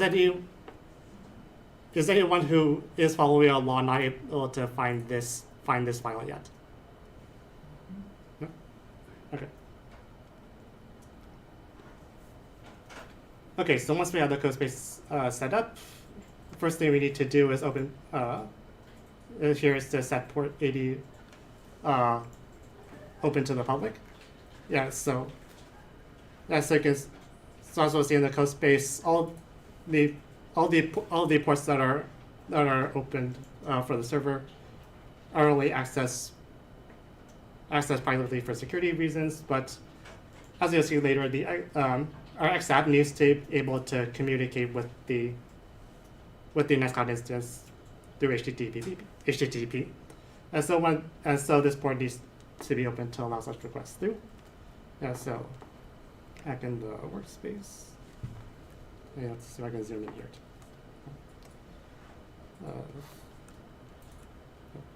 here. So in the ports tab here, I see there are a few different services running already. I believe one of them is for the database and such, but the server itself is running on port 80.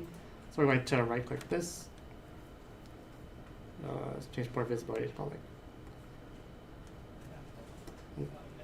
Yeah, that should be that.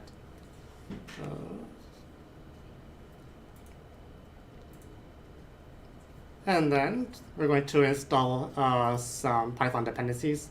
So of course, if you're going to develop a Python app, of course you're going to need Python pip. In this case, we're going to use the VM module for creating a virtual environment as well. And for this specific example app, we're also using something called givesicle on the GL to do some basically image processing. So I have this command right here. They can you can just copy and paste into the code space in order to install those dependencies.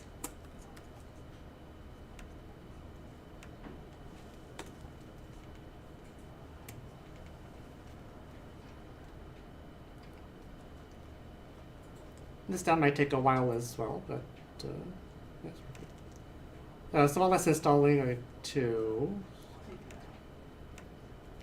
move on to the next step, which is where we actually install App API. So as I mentioned, this is one of the dependencies that we'll need for our X app to work. So this Nextcloud apps are typically installed.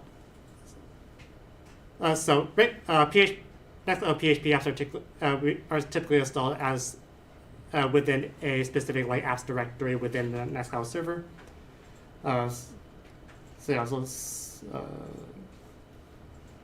So if you're not, and besides downloading apps for the App Store, you could also just clone the app's source code into the apps folder for if you want to do some development on the app yourself. So I'm going to copy this git clone here. Copy that command here.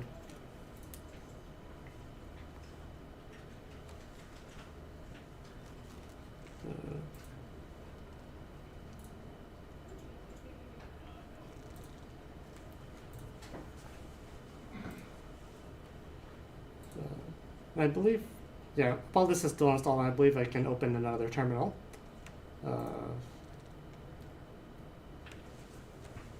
So for here, so right now the our Nextcloud server itself is running it, lives in var www.html, and this is the entire source code for the Nextcloud server.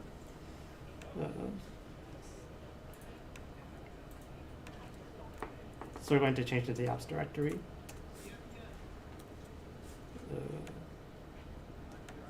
So we're going to clone the App API source code, but before that, I'm going to add -b stable 32. Of course, since we're running Nextcloud on version 32, some apps might also have similar stable versions for each specific Nextcloud version as well. So we're going to basically install the App API app into the server.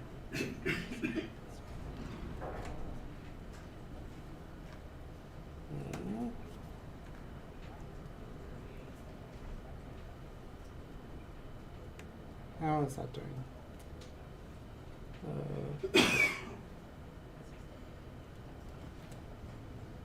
Okay, looks like all that is installed.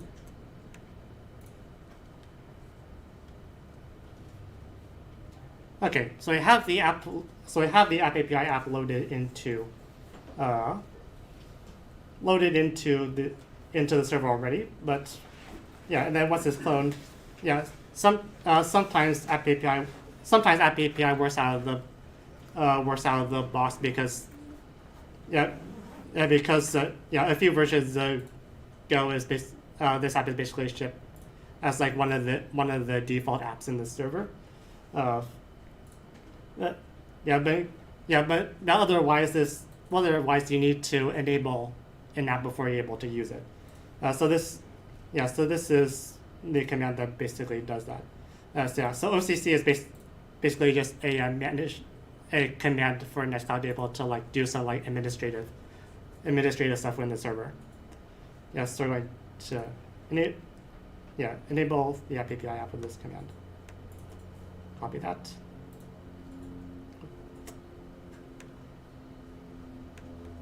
Paste it in the terminal.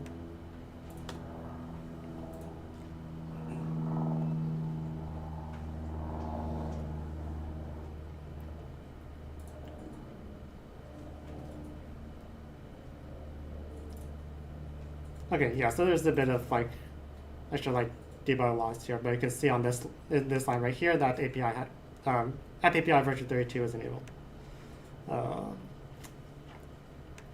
So the next step is to create a deploy daemon. So there are different types of deploy daemons depending on whether you, depending on various factors, such as whether you're running this on a development environment or on production, or if you're using Nextcloud AIO or various like another kind of like Docker configuration. Yeah. So for this tutorial, we use a manual. There is a type called manual install, which is the type that we'll typically use for server development. Does it still work with AIO or? It should, and if you're using the all-in-one, I believe there are containers that will work with AIO out of the box. So you just need to like mount it with the apps folder or something? I believe with AIO, I believe there is a setting where if you want to install the container that basically contains the deploy daemon. Okay. Yeah, and that container will have all the have everything pre-configured.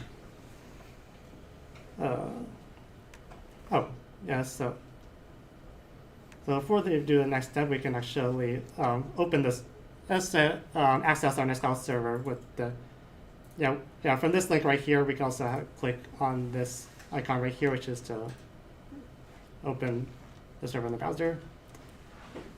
Yeah, you can ignore this warning right here. It'll continue.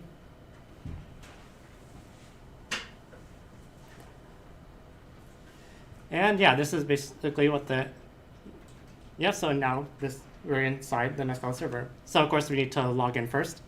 So the basic username and password is admin. Yep, both username and password.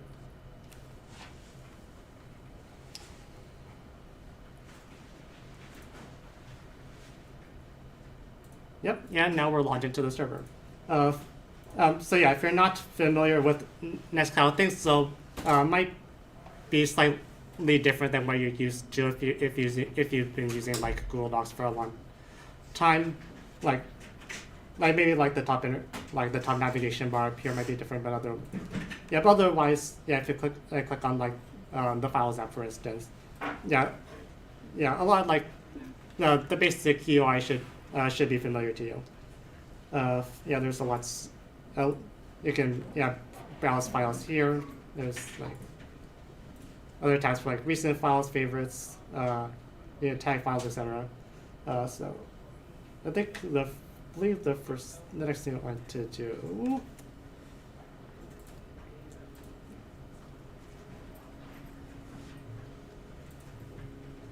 So create a deploy daemon.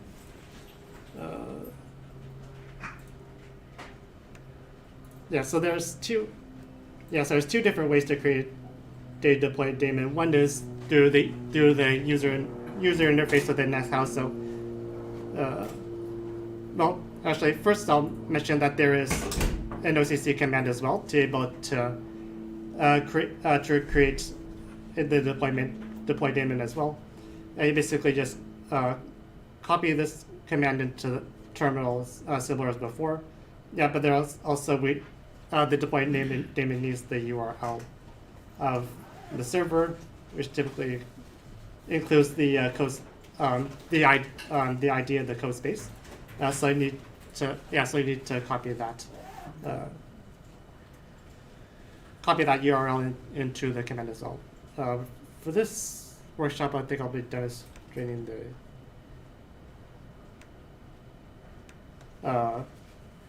the user interface.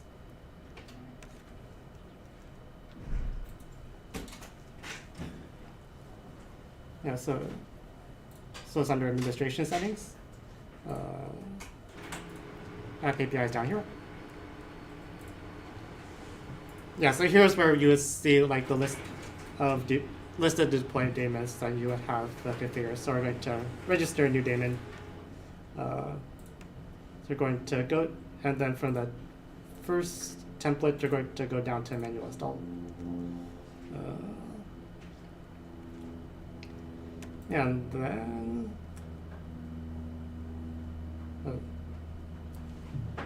it does set the daemon host to localhost and remove the index.php suffix from the URL.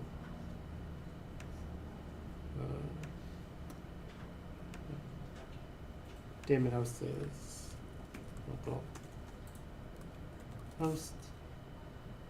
And then the next URL is pre-filled in, but we want to get rid of this. The last part, then leave just the domain. Yeah. There's a bit of extra configuration as well, but we don't need to worry about that. And here,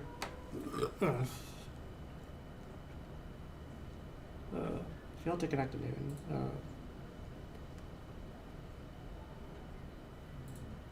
Not sure why that should. Alright, I think we can ignore that for now, but yeah. Everything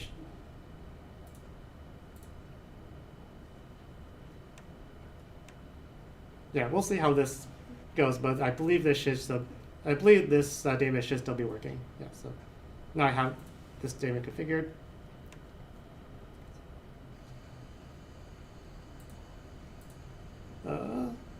So next we have the install another dependency, which is the notifications.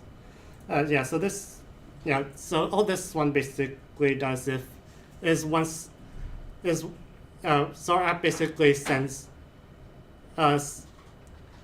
We take a image, a video file in a short video file in the Nextcloud server. We send that to the X app to convert it into like an animated GIF image, and then once that's done, the X app will send the converted image back into the Nextcloud server. Yeah, so the notifications app basically just enables like notifications to to let you know that once that conversion is done. So we're going to. Yeah, so similar to App API, we're going to clone this app and then enable it as well. Go to the terminal, copy paste.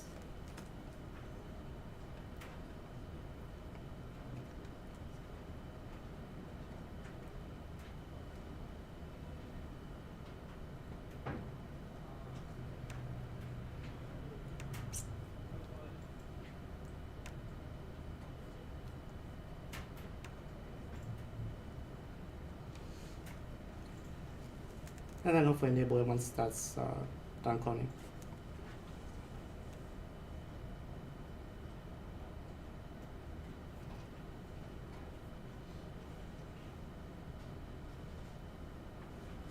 There you go.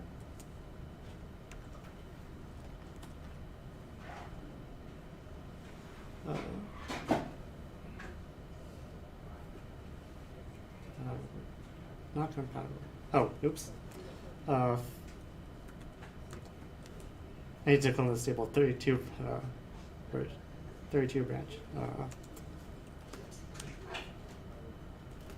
Delete that.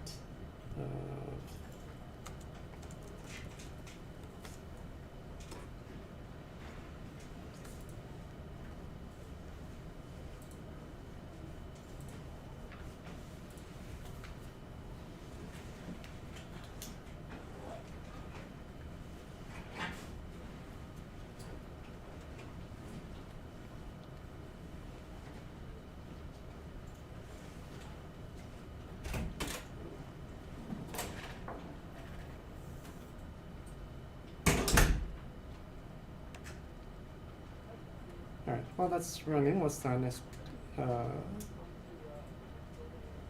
Yeah, so next step is to, yeah, so after enabling the notifications app, we'll clone the skeleton app to your local environment. Yeah. So we currently maintain a skeleton app in Python that you can basically clone and fork so that you have a basis for which you can start developing really quickly.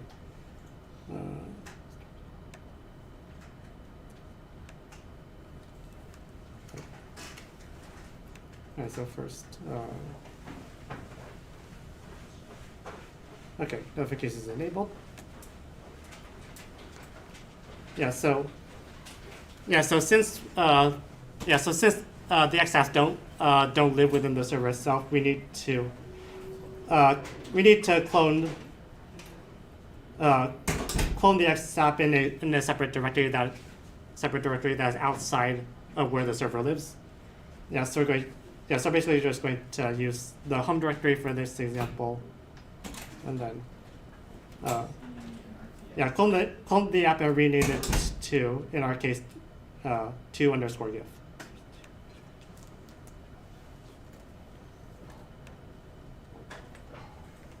So copy paste.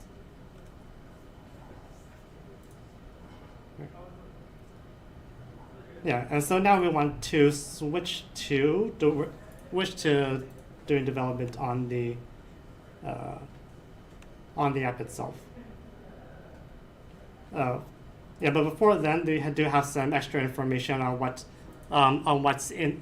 inside the source code for the skeleton app and what everything does.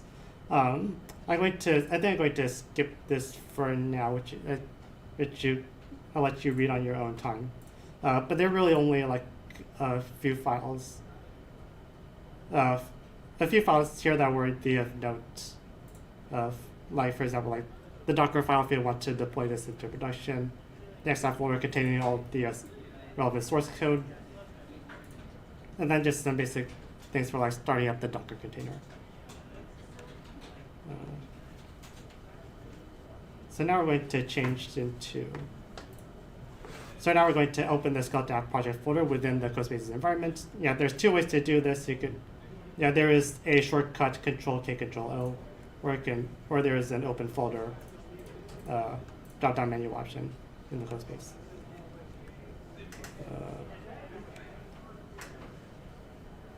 And then you would navigate to where the app lives, which happens to be in this directory, for example. Control-K, Control-O, and then we're going to paste the path into that top box up there.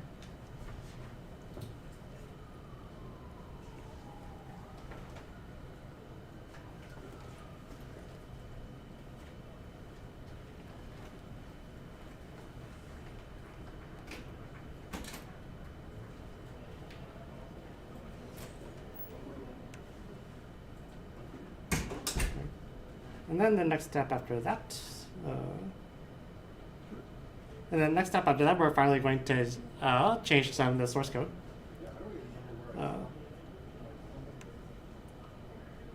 Okay, so we're going to open the app info folder and open this info.html file. So this is where all of the metadata for app is going to live, which I mentioned before. So we're going to copy this code down here and just paste that directly into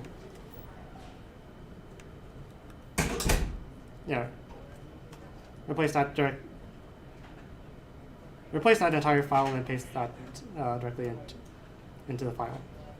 So everything in the CodeSpace should update by itself.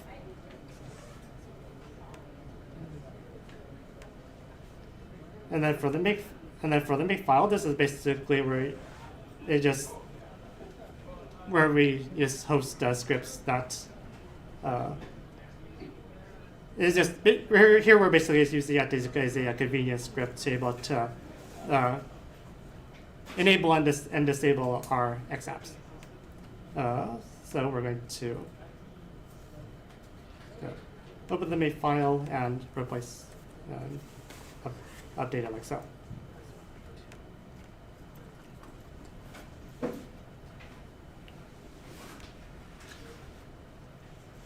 Yep. And so now we're going to enable the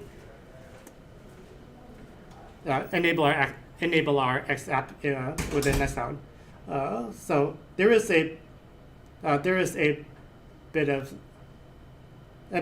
few commands here to set that up. There's only a few commands basically to create the Python virtual environment, as well as activate the environment. Ensure that you could upgrade the pip if you want, but then we're going to need to install the Python requirements.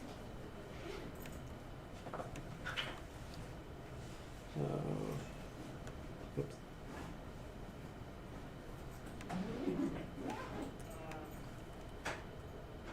Oops.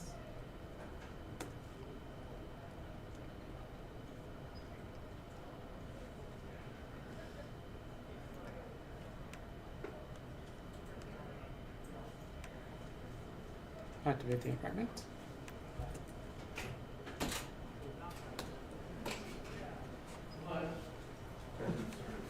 Okay. We're going to install that.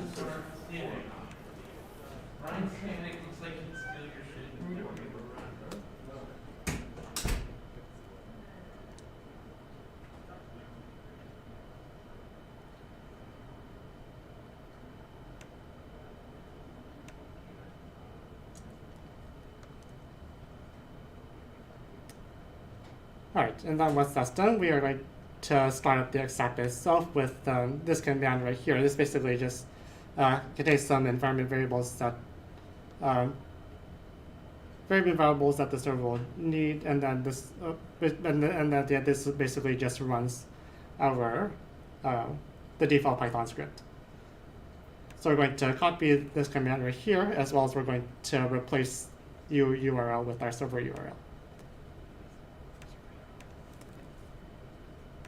Copy that.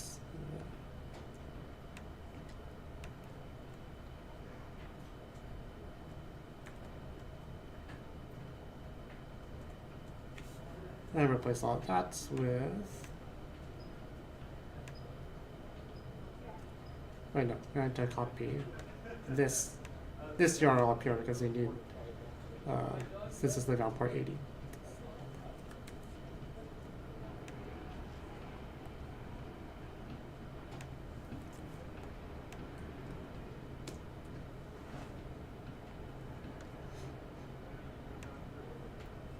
Okay, so now the server is so now our X app is running and is hosted on this port 9031, which we specified in the makefile up here.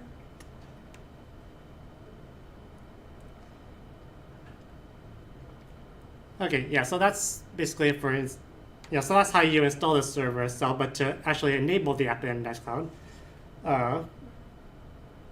we basically just run make register, which has the which has the OCC commands that we need to install it right here. Yes, so we need to open another terminal.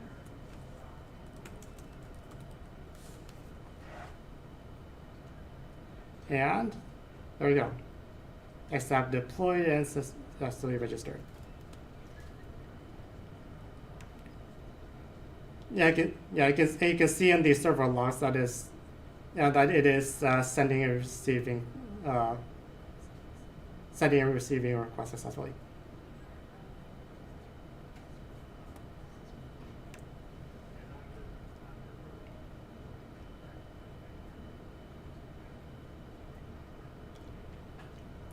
Yeah, and if you go back to the Nextcloud server page, there is we have in the you can view the list of apps that are currently enabled in your Nextcloud. Yeah, and the app should also be enabled. Should be listed in there as well. So we're going to go up. Yeah, so we're going to take a look really quickly.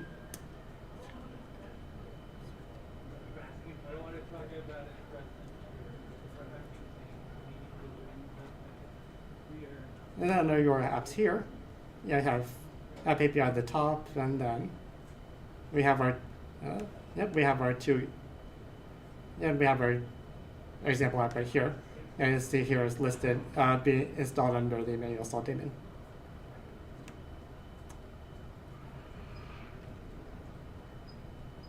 Okay, yeah, so there are only, so to actually get to the functionality that we need, there are only a few things that we need to change. Yeah, so first is going to open up the requirements.txt file and install like additional Python dependencies. So it includes like Gisticle, for example.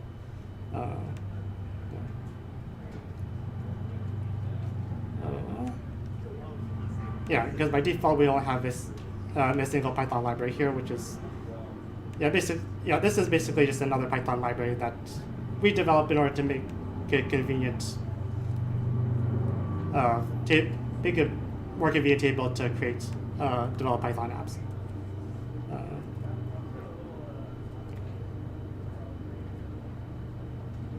So once that's done, we're going to stop the server actually. So we're going to Control C, to shut down the server, and now we need to rerun pip install.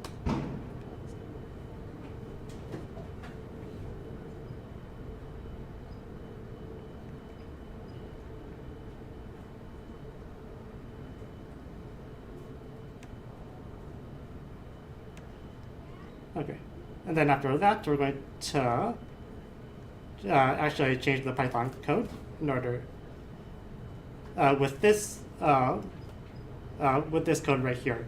I'm not going to have time right now to explain all of this, but feel free to read this all in your own.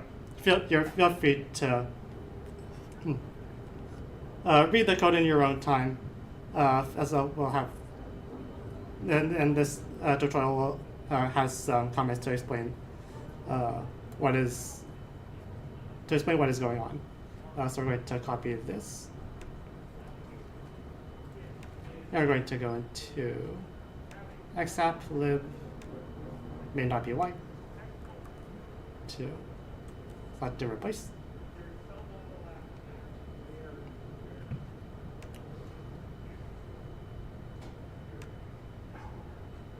Okay.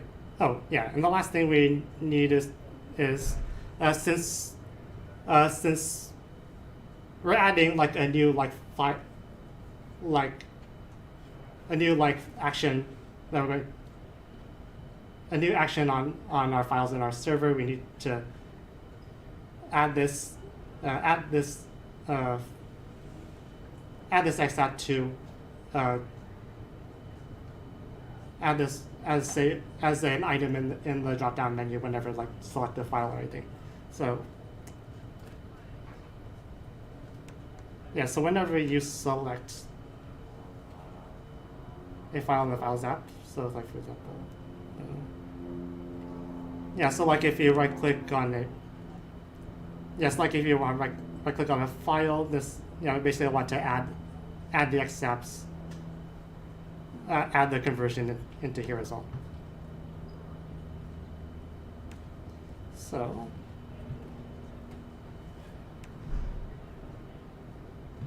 and also going to add like a nice little icon next to our action just to make things look a bit nicer. So these two commands are here. We'll just download a basic image file that we have made for this app already.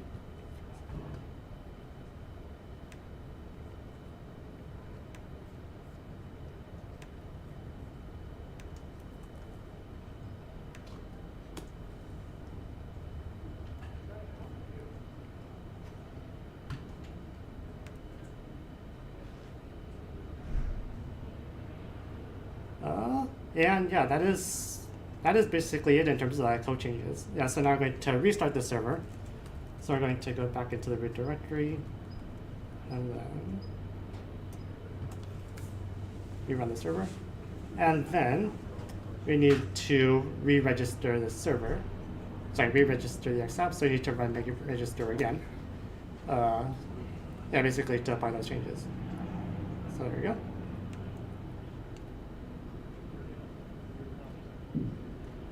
So now the XApp should be up and running.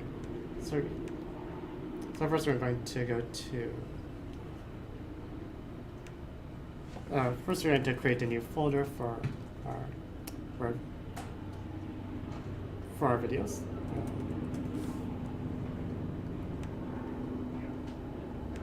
I'm going to upload a few example images here.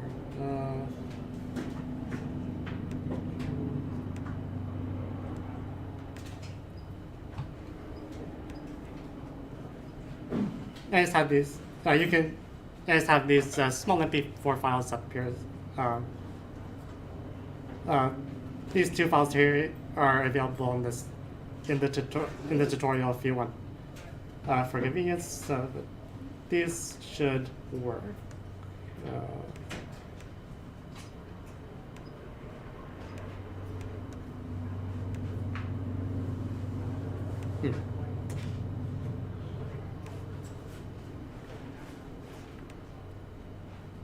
What is?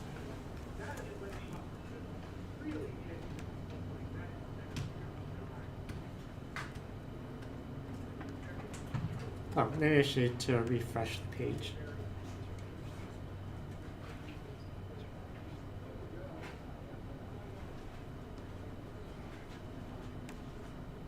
Oh, and there we go. Yeah, so that's it. So when you select one or more files, we have there's a backslash up here to be able to convert multiple files at once as well. I believe there should be a drop-down menu up here, but I'm not sure why it's working. But yeah, for now we can just click that to do the actual conversion. Then after a while, we should. There should be a notification that pops up once it's done running.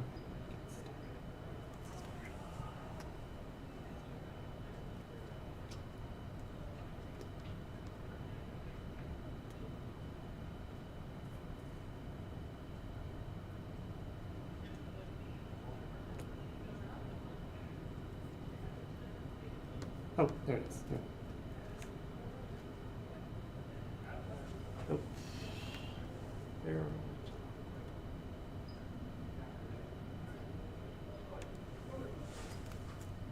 Huh.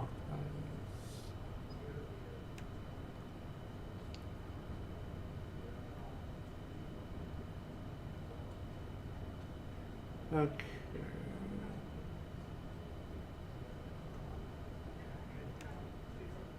Yeah, like this is something that I've been trying to debug recently, but one of the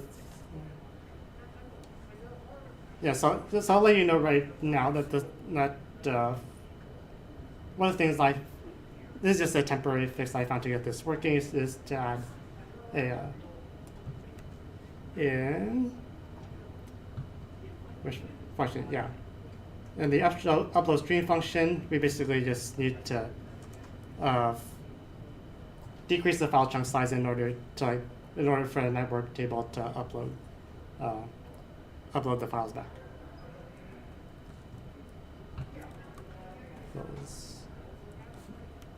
In this case, set it to 50 by 1024 for 50 kilobytes.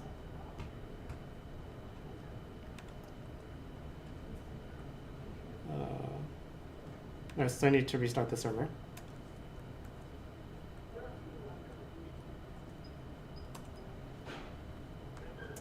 And re-register.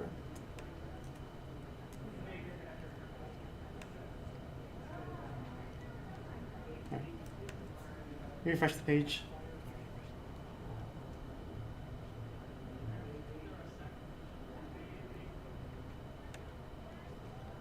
All right, let's try this again and see if it works.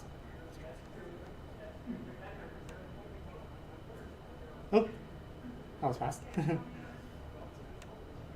First one is done. Oh, and there's the other one. So we refresh the page again. Those gifts are now. Those gifts are now there in our server.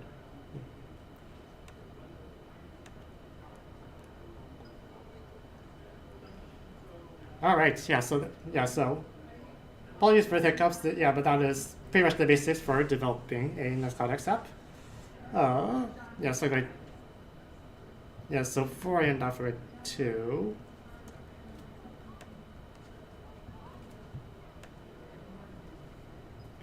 Little bit, the one last slide to show.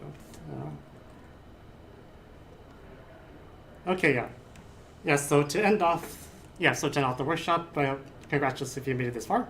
I hope after this you're able to take away the basics for how to develop an X app and run it in a dev environment. That's the end. So that's the end of the end of the talking portion of this workshop. With the remaining time we have left, I invite you to finish the tutorial if you haven't already, and I'll be able to provide assistance to anyone who still needs it. And once you're done, don't forget to delete the code space we just created to avoid being charged. If you're interested in developing a PHP app as well, we have other resources and tutorials for which we have resources also available on nextcloud.com/developer. But even if you don't, you can also take a look at other X apps already in the App Store. We very much welcome any contributions that you're able to make to help improve our existing apps. And if you're ambitious enough, you can try publishing your own apps to the App Store as well. We also have documentation for instructions on how to do that. We'd love to know what kinds of apps you'll make with the new tools that we provide here today. Especially if it is in perhaps a new programming language that we have not seen before. If you need more help after the conference or what to connect with the global Nextcloud community, there's also our forums at help.nextcloud.com. You can also head to nextcloud.com/events to see some of the other conferences that the company is attending, as well as register for events that Nextcloud hosts as well, both online and in person. If you can travel, I very much recommend the Nextcloud Community Conference that happens every September in Berlin, where you can meet other Nextcloud developers and app maintainers. Feel free to check it out if you're interested. That was all I had to say. Thank you all for coming, and I'll stick around a bit further to answer any last minute questions. Thanks so much. I know. Thank you. I thought that was interesting. I was happy to see the end. That's not wrong. To see the results. There we go. That was I felt a little bit overwhelmed with I don't know, just like there's always more and more languages you're supposed to learn. I'm sitting here like, I only have so much time, so I was happy to know that there's compatibility now with other languages. So I like that. Thank you. You're welcome. I guess that kind of leaves early, so time is. Are you throwing anything else up today, or? I don't think so. Okay. In that case, I will stick around, but you're free to do as you please. I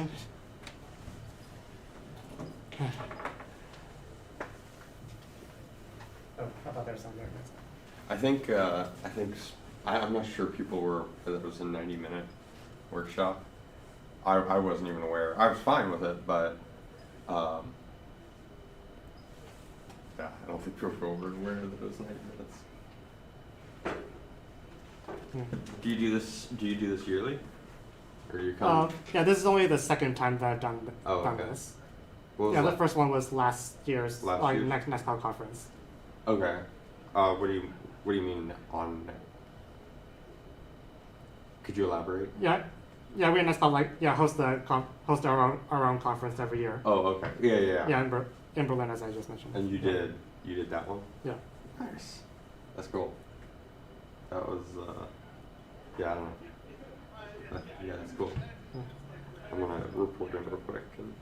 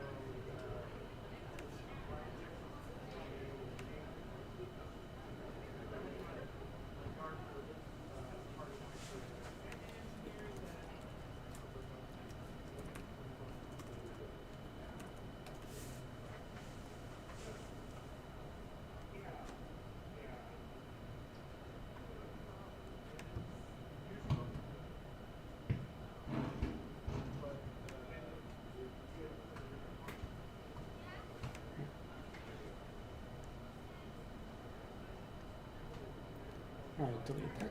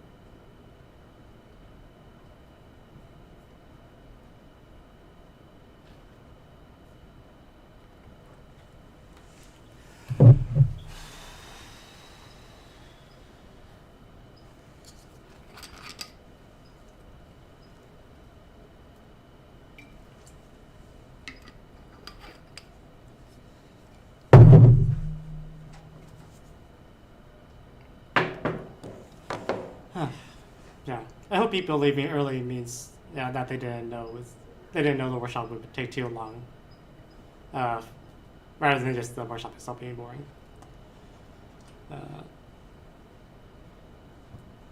I doubt. Yeah, I would say ran longer. Like because they started leaving right at the 30-minute mark and the hour mark, I think, and which is right when the next workshops start taking over. I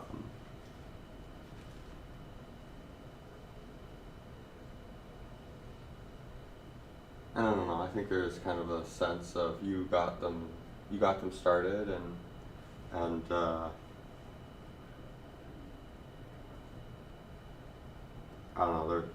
They kind of missed out on the ending there, where with the chunk equals, what was it, 50 by just 50 kilobytes. Yeah. So they kind of missed out on that, but.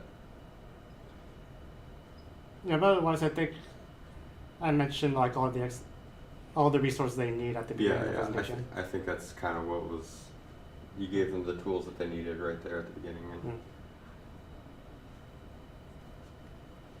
And but otherwise, like the first time I did this, I pretty much had pretty much mostly positive reviews. Okay, yeah, I thought it was, like I said, I thought it was good.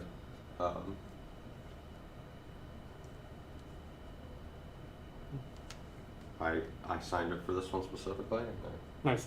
I'm not disappointed. Yeah. But I'm not trying to keep you.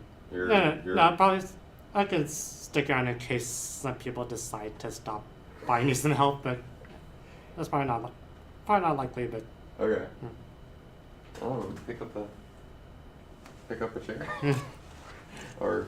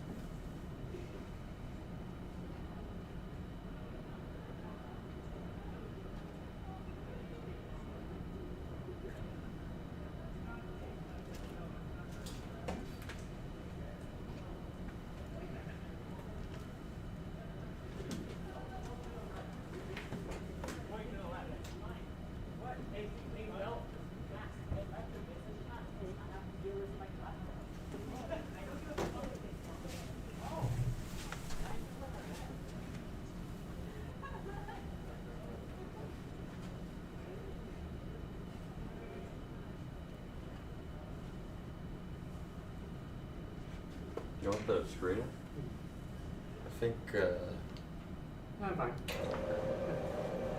sorry. Yes, sir.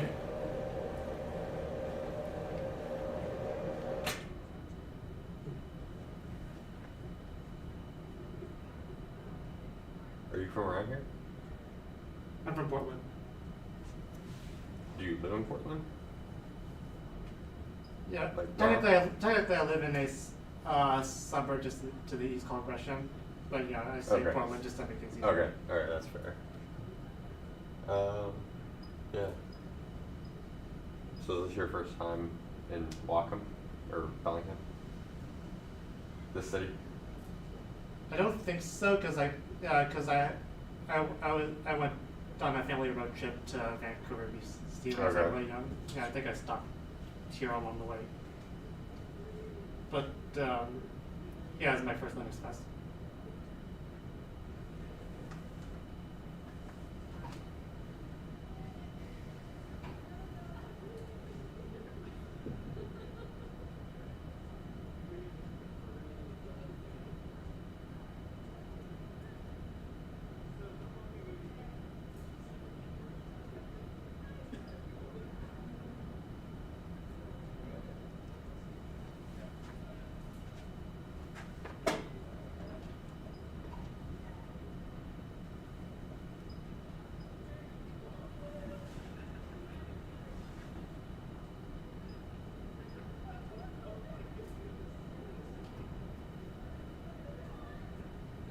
I don't know if you can see it from your position, but if you come over here, you can see out into the bay.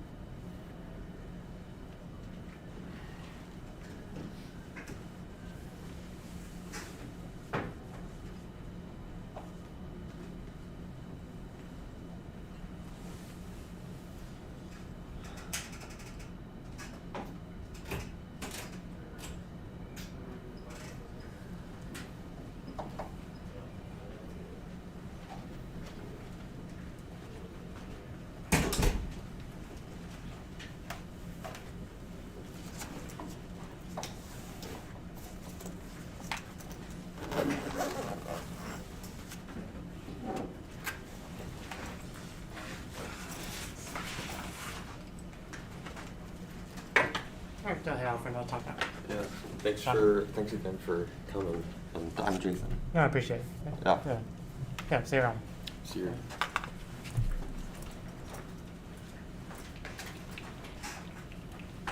Oh, I know. Wait, will the recording of the workshop be published too? Yes. Or, okay. Do you have Just wondering.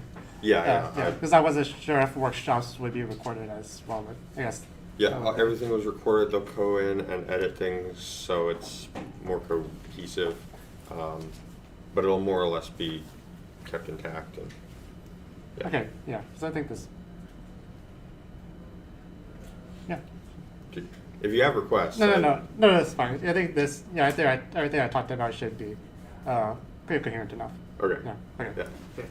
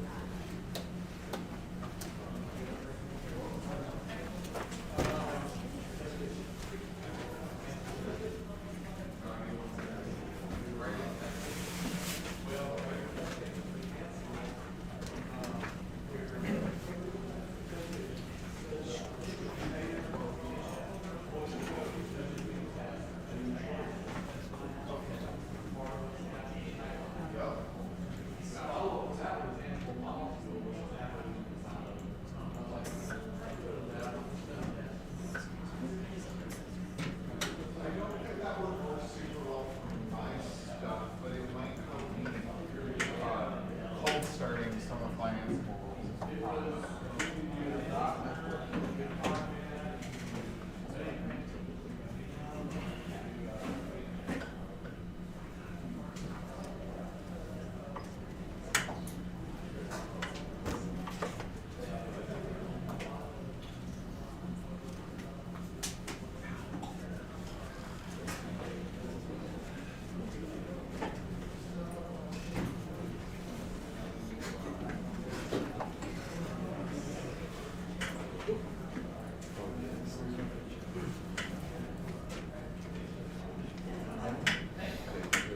Simran, are we there? Yes. Oh, good, thank you.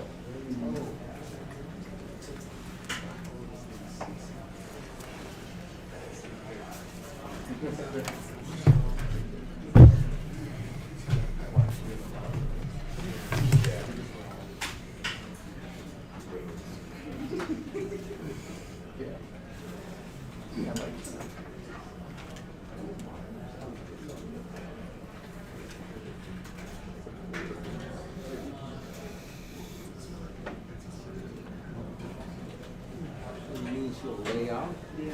I mean, I use it like that all the time. Oh, I used to.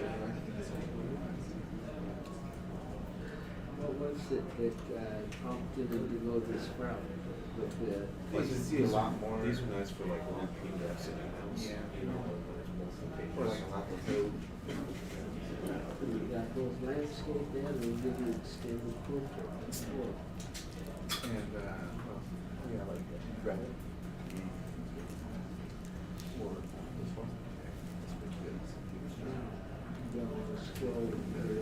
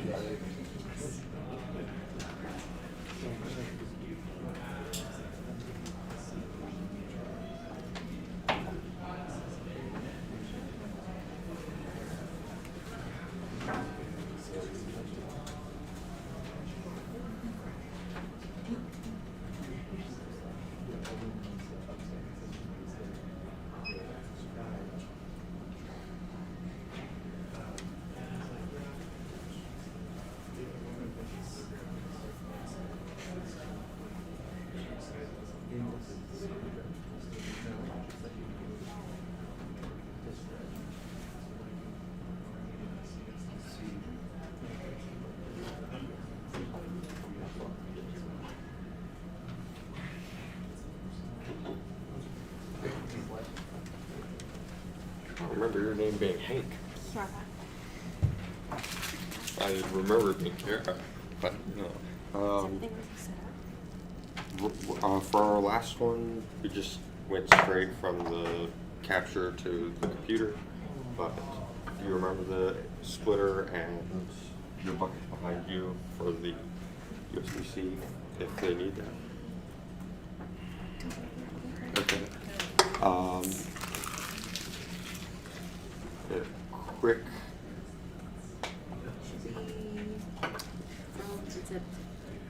What? So if they need it, if I remember correctly, I haven't had to use it yet, so you're kind of relying on my faulty memory. But you can plug this in, and then your HDMI input can go from there, and then they can use like your USB-C if they have like a MacBook or something. But no, they haven't come in yet. Which you might want to message now that I think about that. For most of the computers that I've used today, though, I've just been going straight from the capture card to the computer. All right, I gotta go run to my next room.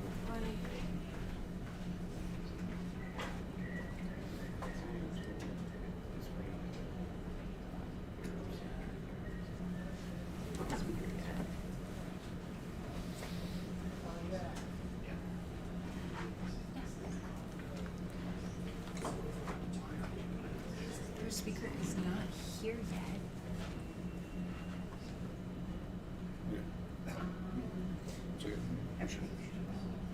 I just got it passed down to me, but I didn't.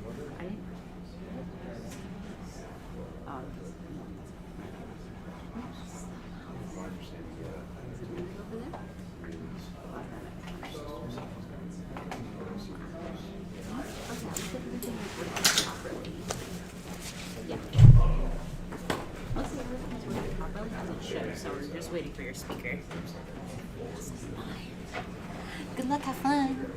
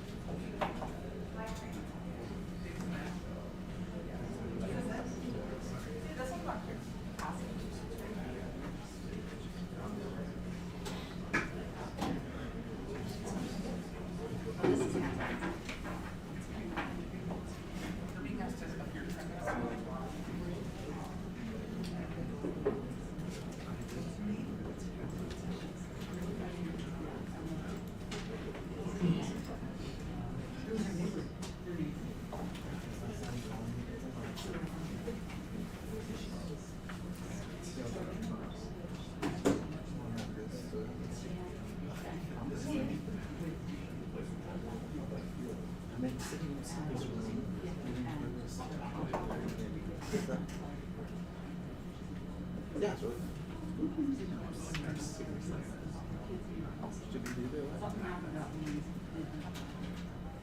Oh, no, we never got that.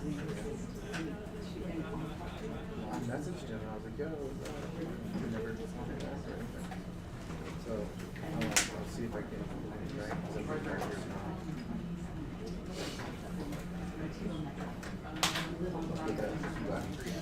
Did you get 50?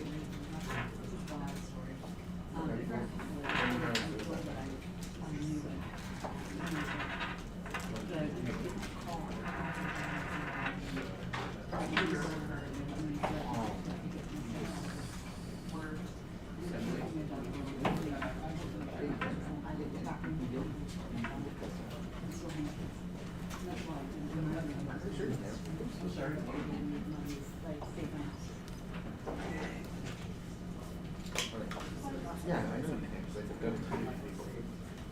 Yeah, I did for Christmas. I did. Bobby, when you're on Thursday. Yeah, you can. Put it upstairs in the safe if you want, or you can put it up on Son of a kid, right? or whatever. Yeah. I guess one of those.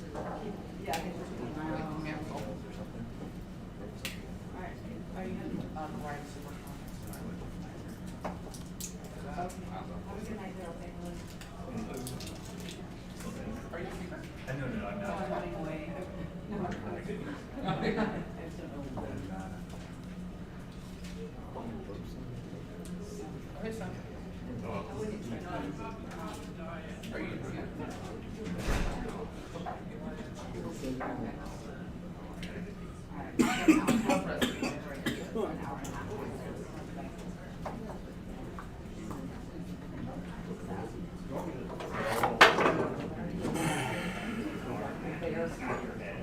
Well, I think we will talk about how we're going to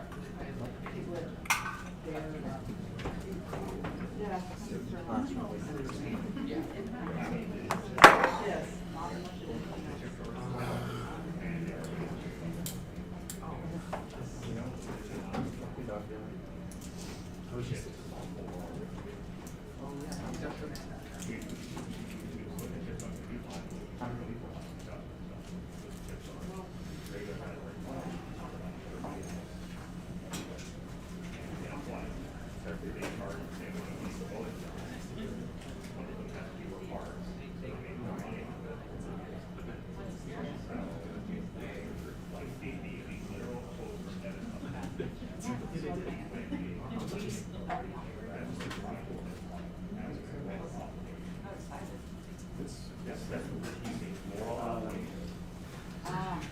Thank you, right? Yes. Yes. That's not like we're But I just logged into my servers and just Seems like we're going to have capitalists. And so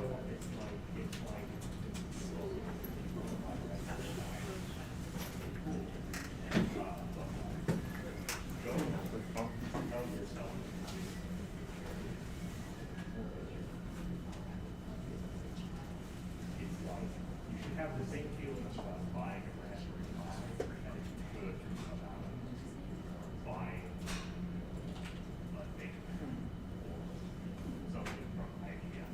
It's very basic.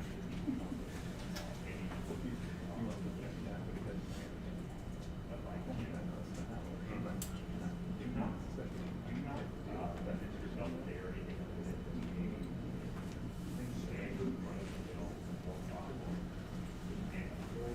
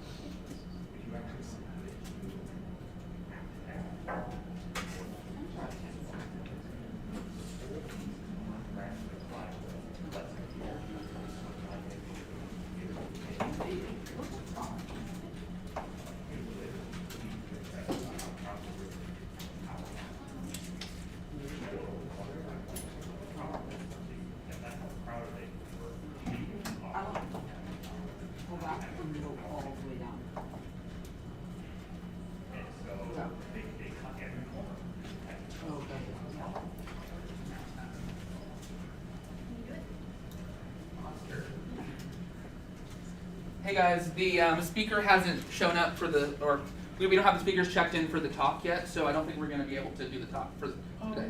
Oh, yeah. Yeah.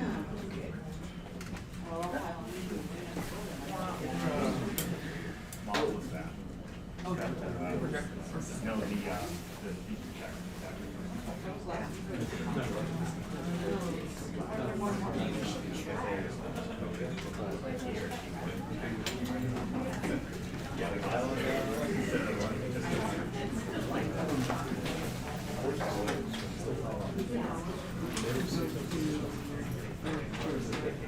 Right, exactly. There's something going on. Yeah, exactly.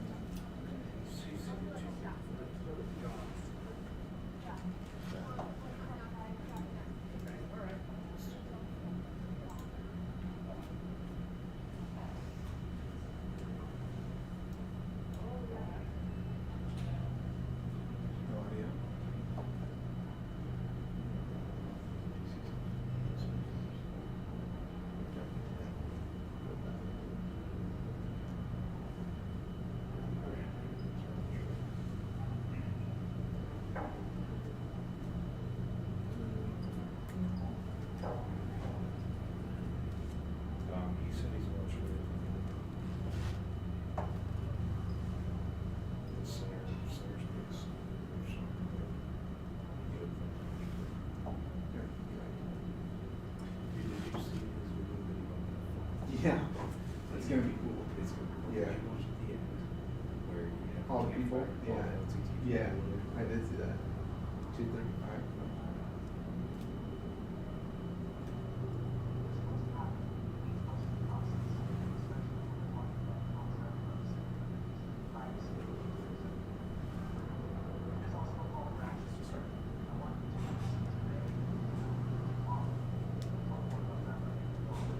This talk is not privacy is not privacy.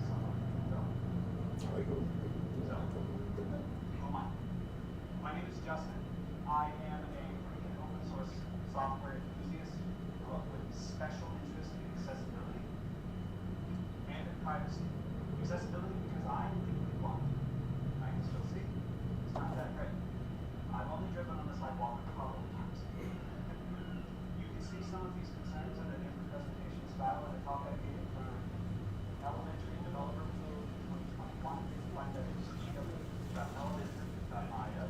Talk of it is my experience of being a developer.